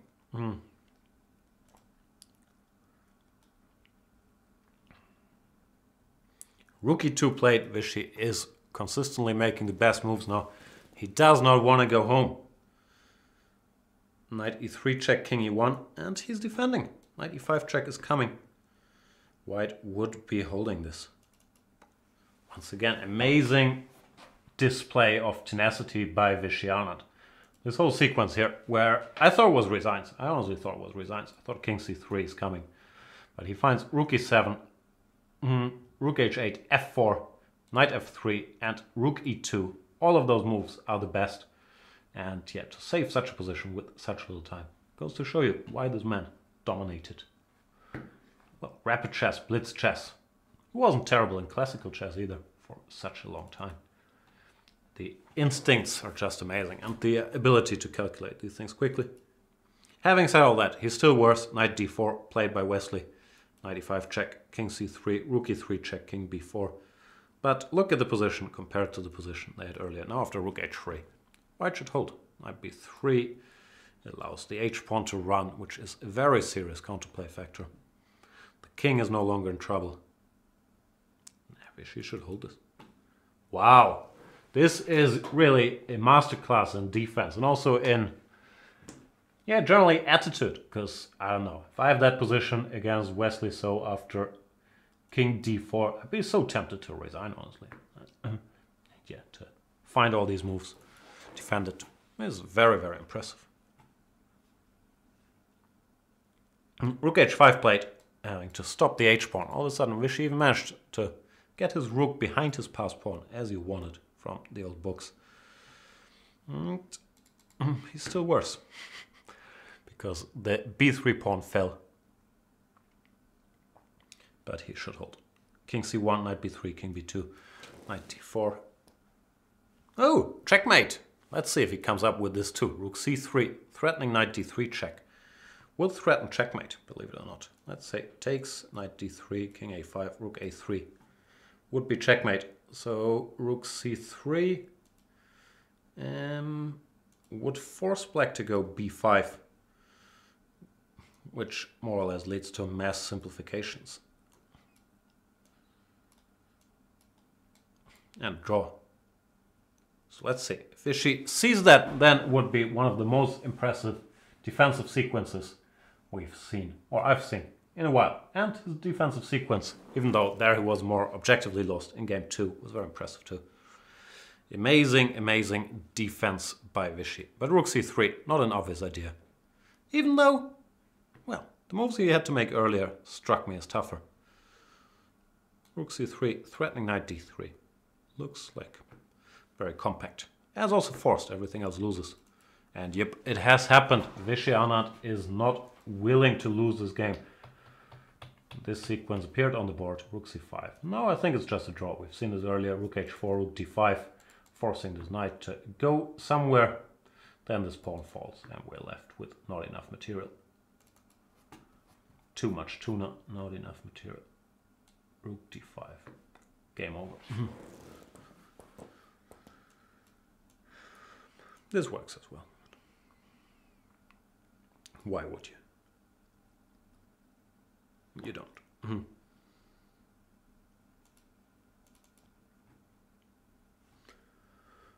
Wow. Very, very impressive. Hats off to Vishy for defending that position. Both the positions he held together. I'm at a loss for words. Yeah. Many people would have strongly considered resigning there, or made like 2 more token moves and then call it a day. But this sequence, starting with rook to e7, is amazing. And of course you need the opponent's help as well, but just finding the best chance. Never making it easy for your rival is really the best you can do in such a situation. And he's done that.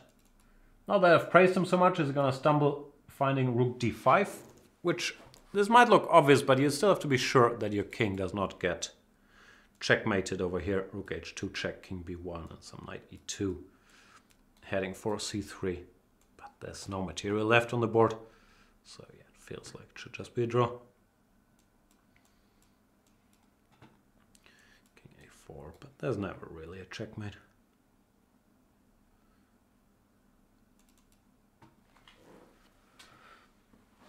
King b1 plate. I would expect Wesley to try this. But let's say rook f8. We've already established that even if we took here, which you don't have to obviously, this is just a draw. And king b3, knight c5, king c4. You will also not get checkmated if you keep this king out of your grill.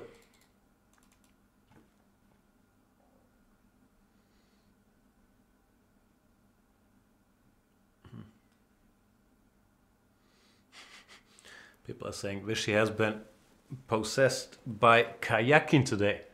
Yeah, this was some kayaking-esque defense of unpleasant positions, that is true. And it's not something, I'm not sure if that's unfair, but I never thought of Vishy as like, yeah, being a defender of horrible positions, mainly because he doesn't get many horrible positions. But I do know that he is, yeah, very tough in all these endgames. Like I've seen him hold countless bishop knight versus 2 bishop endgames, which I always thought were extremely unpleasant, me being the fan of 2 bishops, but Vishy always just made them look like draws. So yeah, pretty impressive stuff by Vishy, and it does look like we're headed towards the Blitz, which means I'm not headed home, but we get some more excitement.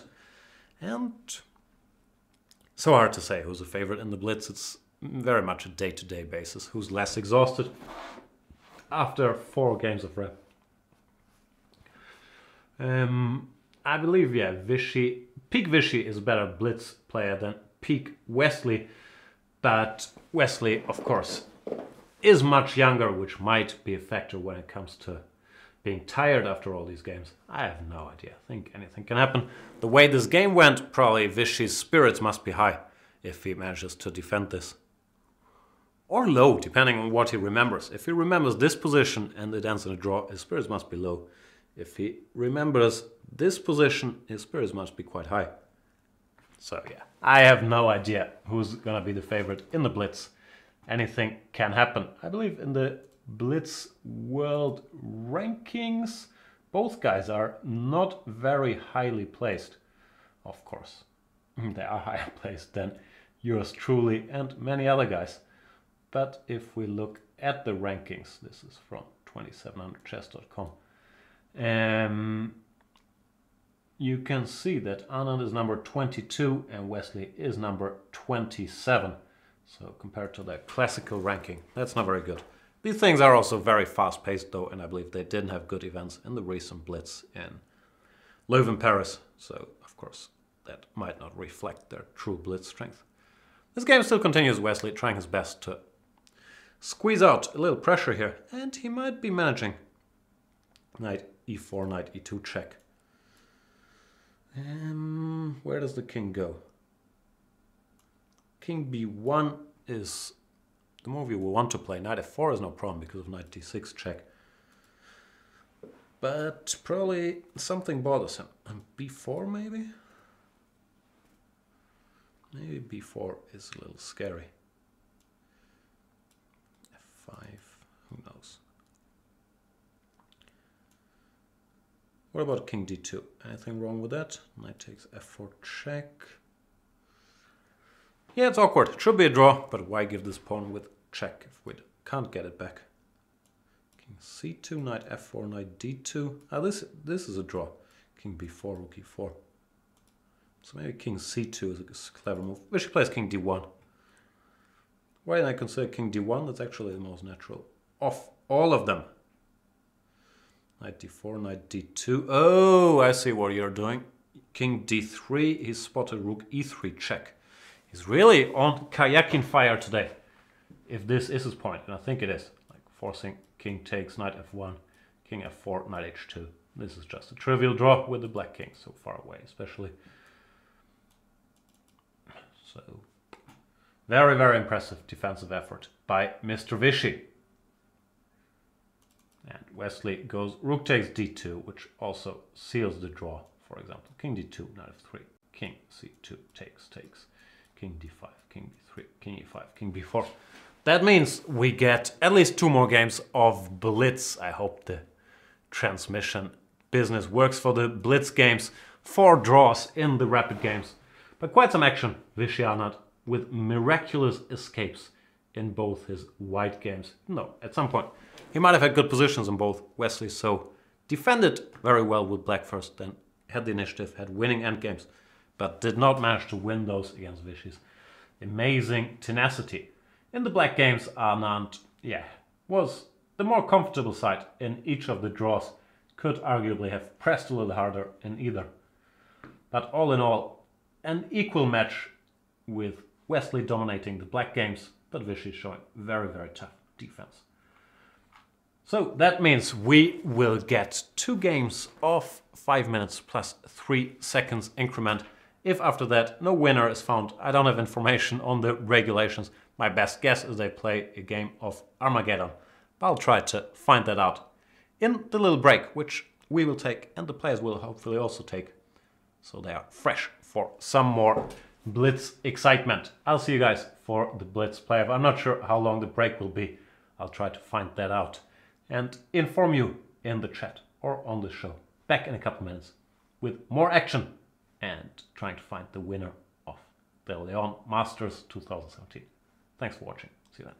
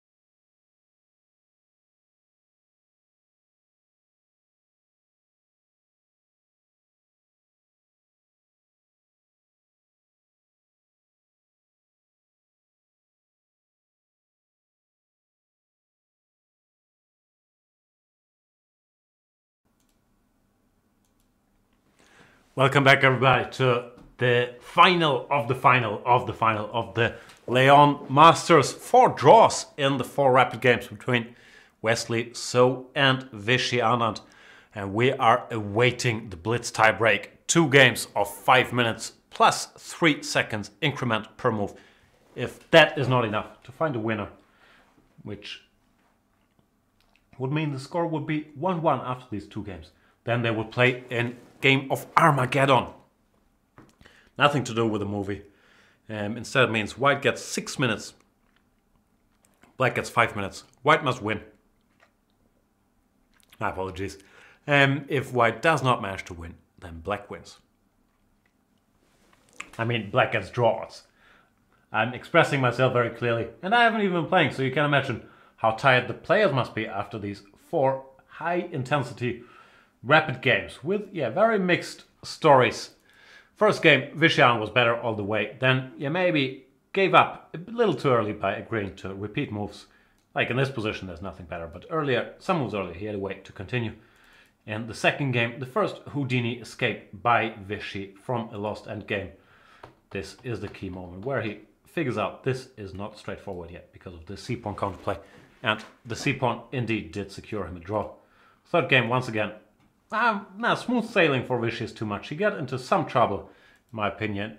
Slightly misplayed the opening here with knight takes c3. He should have gone knight c7 directly. Here, after this nice maneuver, queen e2, queen e4. It was a little worse, but then got an endgame that seemed very comfortable for black. Especially after b4, which I didn't like. And in this position, Anand agreed to repeat moves, probably still under the impression that he was worse earlier. But maybe could have continued by playing like e4 or king g6. Last game, Anand with the white pieces, another Houdini job, another horrible endgame, which he managed to hold. That could be one version of the story.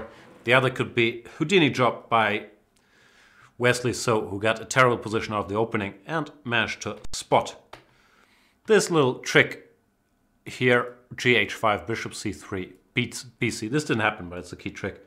Rook e3, queen b6 check, winning the material back. Had Anand spotted this half a move earlier and played, let's say, rook g1 here, then he probably would have won the game. But let's jump into the action. The Blitz game has just begun. Wesley, So, white pieces in the first game. And we have an opening I know a little something about, the so-called, I don't know what's called, rating. I don't know that. I know a little something about the moves. Castles at g6 played by Anand. c4, dc4. Okay, now I don't know so much about the opening anymore. Queen a4 check. When knight c6 is the move you would like to play, but it runs into knight e5. When after bishop d7, you have to face an unpleasant defense. So dc4 seems to force a bit of a concession in form of either knight bd7 or knight fd7 or bishop d7. That's what Anand did, bishop d7, queen c4 and queen b6. I don't know if this is theory. I have a feeling Vishy mixed up the moves, because normally you take on c4 in such positions if you have not played c5 but bishop g7. And it feels like this version is just bad for black. So it looks like a bit of a slip of the hand there for Vishy Anand. And if you have to bring the queen to b6 so early, something's gone a little wrong, I would guess. But after bishop g7, knight e5 was already real big trouble. So you had to play queen b6 to cover the b7 pawn. This does not look nice. Wesley, So, just developing the pieces, knight c3. After bishop g7, he can either jump or just continue developing d3, bishop e3.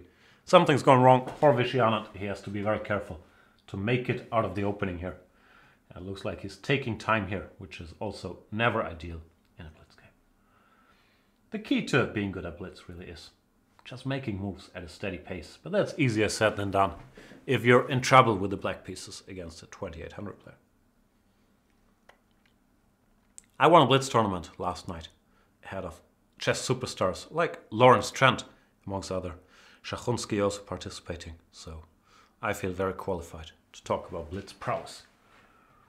Knight c3, bishop g7, d3 castles, bishop e3. This is the plan I mentioned. It looks like Vishy didn't think so much, but yeah, the live transmission is having some trouble keeping us up to date. The problem for Vishy is his position is still very bad. After queen h4, b4 is threatening, knight a4 is threatening, knight g5 might be a threat, d4 might be a threat, This is a horrible, horrible position for black. Knight g5, I mentioned.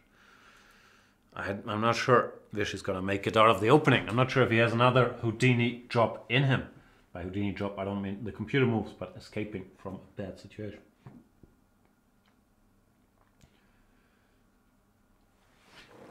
I can't think of a move. Probably knight c6 has to be played. But then both knight a4 trying to grab this pawn or knight g5 look horrible for black. Yeah, I think it comes down to a finger failure by Anand. After c4 in this position, you're not supposed to take. And that came back to haunt him. Hunt him. He played knight b...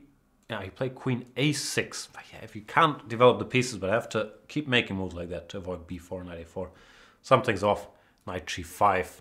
Yeah, it's crushing. Knight bd7, knight e6. You can't even recapture with the queen because of bishop b7. So fe... Yeah, white has all the trumps here. Two bishops, way better pawn structure. If Wesley can keep a steady hand here, he should bring home the bacon. Not sure if he eats bacon, but he should be able to win this position after b4, for example. It's just so unpleasant. Queen c4. Yeah, maybe selling his advantage a little short, but still a horrible position for black. White has the two bishops, and black has zero compensation for the long-range pieces and the big, big weaknesses. You have to play rook a b8. You know what?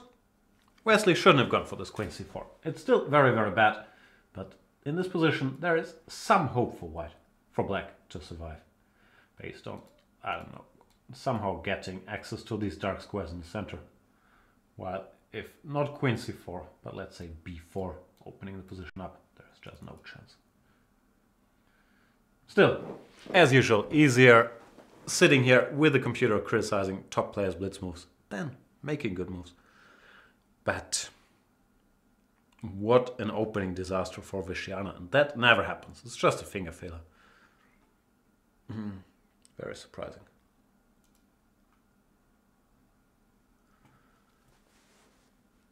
Let's see if Vishy has another Kayakin-esque performance in him. Knight b5, a6, bishop f4 played by Wesley. This is nice. After ab, bishop e5, the rook would have nowhere to go because the two bishops would dominate the whole board. So I guess knight h5, but then his point is takes, and knight to a7, e6, winning material. So yeah, this has been a nice combination by Wesley. But in such an overwhelming position, of course, it's not so hard to calculate.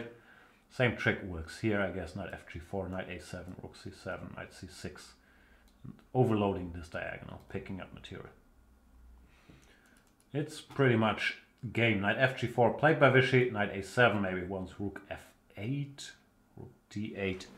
But it's all fairly hopeless. Let's say rook f8, h3, knight h6, takes, knight c6. And the knight fork ends the day. What happened? Rook c7, knight c6, rook c8. I believe h3 still wins material. Yep. The computer wants knight d8, which is also very, very nasty. Just attacking e6, which can't be covered. But this seems to be the straightforward solution. h3, you can't move the knight because this is hanging. And wow, Wesley plays knight d8.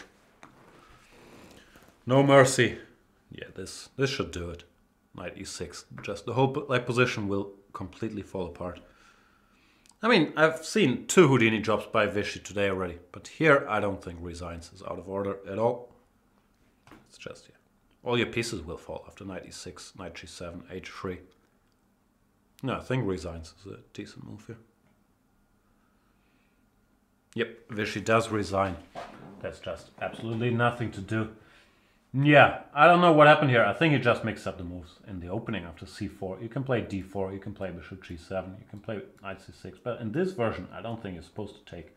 Because after queen a4 check, things are awkward. You can't go knight c6 because of knight e5. After bishop d7, queen c4, you're not in time to develop by going bishop g7 because knight e5 targets both f7 and b7. And there's no good defense. So a very rare finger failure opening slip up by Vishy Anand, whom I've seen play knight c6 in this position and defending this. But yeah, I don't know what went wrong here for him after g6, c4. Something happened. And that means Vishy Anand now is in a must-win situation with the white pieces in the next Blitz game, where he has to level the scores to take the proceedings to the Armageddon. If Vishy does not win the next game, that would mean that Wesley So is the winner of the Leon Masters 2017, winning for the first time a tournament that Vishy has already won. I can't count. How often has he won it? 9 times so far? I'm trying to set up the live PGN, we call it here, for the next game. Looks like we have it in place. Vishy Anand, who was in trouble in both his white games, even though he won the opening battle in the last one in the Petrov. So I would expect him to return to his e4 and to be happy to either discuss the French sharp position or the Petrov, where he seemed to be outsmarting Wesley So in their last game in the opening. Of course, Wesley So is a tremendously solid player to beat him on demand. Will not be easy. I'm not sure when this next game will start, but I'm nervous to miss the beginning. So I'll stick around. I've talked about their respective path to this final, where it looked like Wesley had the tougher assignment on paper dealing with Jan Krzysztof Duda, the junior number 2 in the world, the young Polish player who's recently crossed 2700. And things seem to be getting even tougher for Wesley when he blundered his queen in the first game. But he managed to come back, scoring 2.5 out of 3 out of the next 3 games, winning without a tiebreak, while Vishy Anand, against the local hero Jaime Santos, a tremendously talented 21-year-old Spaniard from Leon, had to go to tiebreaks after 2-2 in the Rapid, and only managed to decide that match in the Blitz section of it, which on the plus side you could say Vishy has already has experience with playing Blitz, but what matters is that he lost the first Blitz game. Really, in rare style after just getting crushed out of the opening, which normally does not happen to Vishy Anand. Also, we had this discussion earlier, e4 is best by test, and Wesley shows that he can do anything. He's played one e4 in the first game, one d4 in the second game, and this time around he plays knight f3, g3. These young guys, they know everything about everything, which is nice. He can just keep probing. Let's see what Vishy does. I would think he does stick to his traditionally may move 1 e4, where he's put Wesley under pressure in the Petrov. Who knows, though?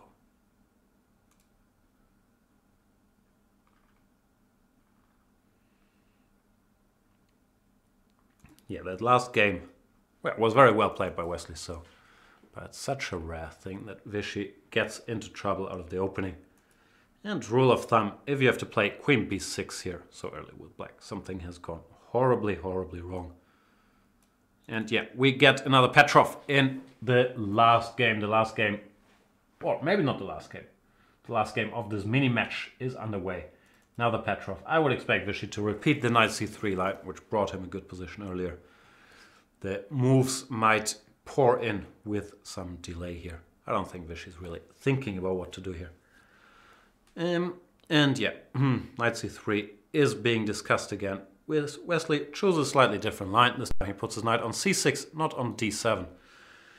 And Vishy goes for the same arrangement of pieces. Queen to e2. He wants to castle queenside and then push his kingside pawns. But this time with the knight on c6, this bishop can develop freely towards the g4 square.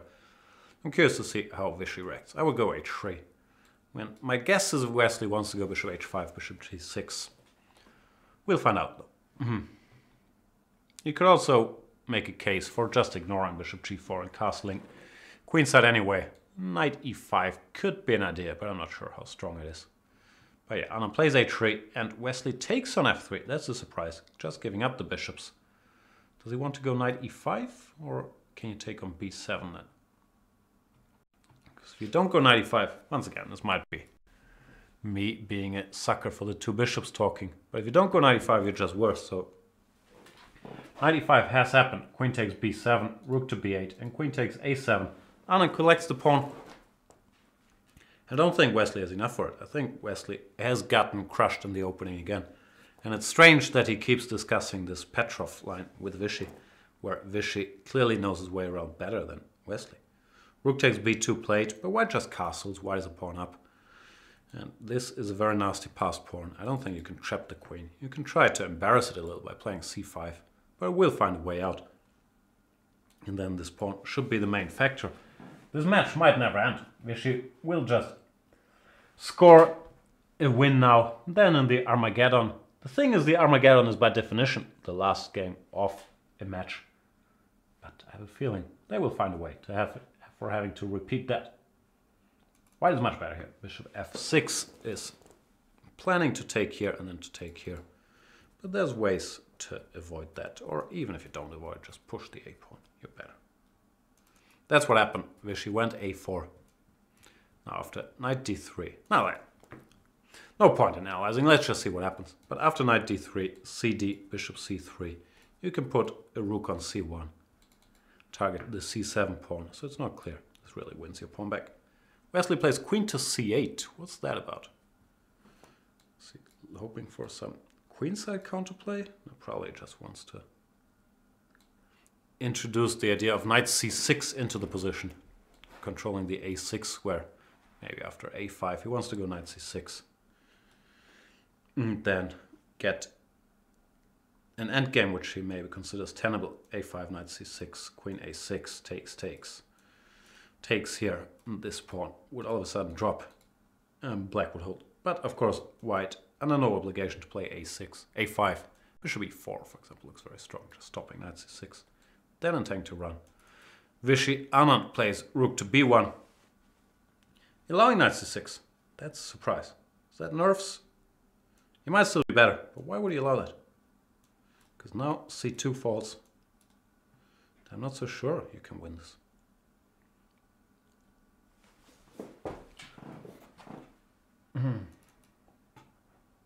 Yeah, both players must be very tired. But rook b1 here. Nah, it's silly to criticize blitz moves with an engine. I should stop doing this.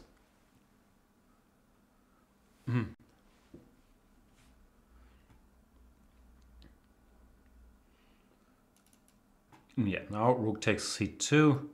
There's still potential for white for sure with the two bishops and his passed a pawn.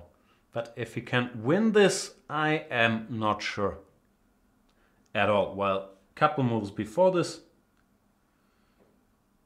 Yeah, just bishop e4, controlling the c6 square. Looked very, very tough. And rook b8 played by Wesley. He does not grab the pawn. Prefers to stay active. Interesting decision. Because now bishop b5 looks like, at the very least, you can't take something instantly. He probably thinks that the knight on a5 is a good blockader for this pawn, and then the threat of c6 will keep him in the game. Maybe rightly so. Bishop b5 played. Takes, knight a5. This, yeah, has not been a miss. This was his idea. Now, this pawn is hanging, and after c4, c6 is coming. So Vishy needs to dig deep here, find some idea. The computer, I'm not going to pretend I'm seeing stuff here. The computer gives bishop a7, rook b7, rook e1. Very deep solution. But this is too messy, too computerish. Threatening checkmate. Vishy plays the much more natural move, rook to d1, directly against the c6 threat. But after bishop takes c3, black's position is very, very defendable. This construction, well, I'm not sure if it's gonna last forever, but it's going to be very hard to break. Rook d3, bishop to b4. You need to somehow challenge the knight on a5, but I'm not sure how you can do it, because if you go c3, and this pawn is standing in the way of his own bishop. You would like to go bishop d2, target the knight on a5, but it's not going to be able to do it. Therefore, black is probably fine. Once again, just strong play by Wesley. So out of a bad position, same thing that happened in his last Petrov outing. He clearly has not yet studied every last wrinkle of the Petrov, but he's tough.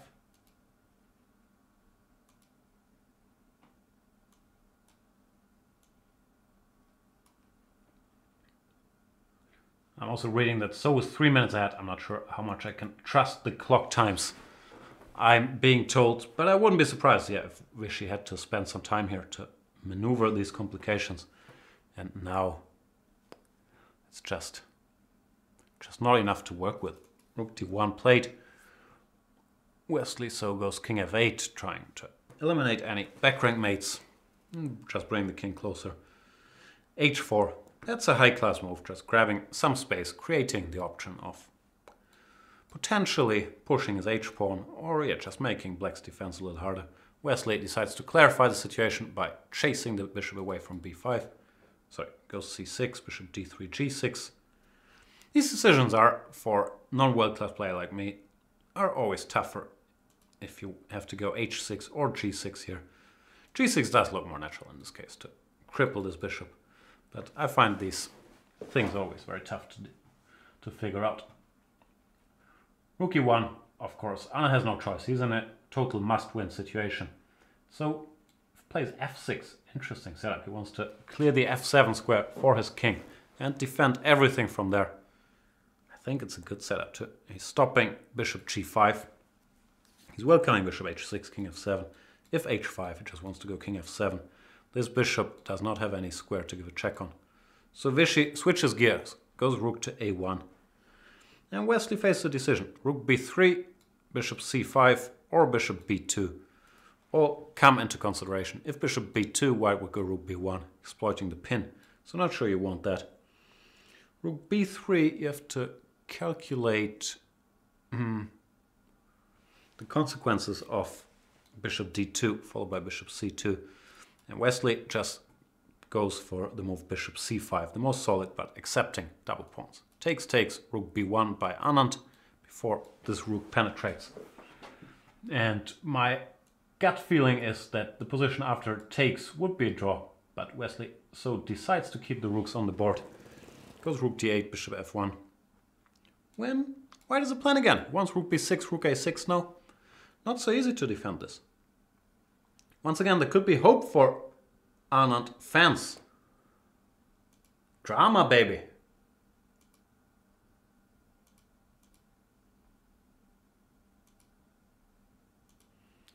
Lot of drama. c4 played by Wesley So. Trying to block this bishop out. Rook b6, rook a8. Ah, that's a good defensive setup. Yeah, this kid does not collapse easily. Just tough as nails. And now the position should be a draw again. For example, knight b3 followed by knight c5 seems to get hold of the a-pawn. No? Let's say knight b3. If bishop c4, knight goes to c5, and if rook a2, rook a5 takes. Also seems to draw. Yeah, knight b3 played. I believe Wesley is very, very close to victory in his first Leon Masters appearance. Looks like Vishy Anand will have to wait for title number 10 because there's not a lot to work with here. Rook a2, rook a5, bishop c4, knight c5 played. This is child's play for a level of Wesley's player of Wesley's level. Vishy, of course, will keep trying till the bitter end, but it's starting to feel like the end will be bitter. This knight on c5 is very strong, covering lots of squares.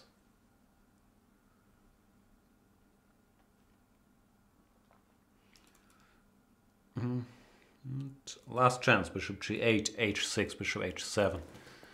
Vishy going for murkiness, but after rook takes a4, it's just not much to do. After takes, bishop g6, knight c3, it's comfortably equal.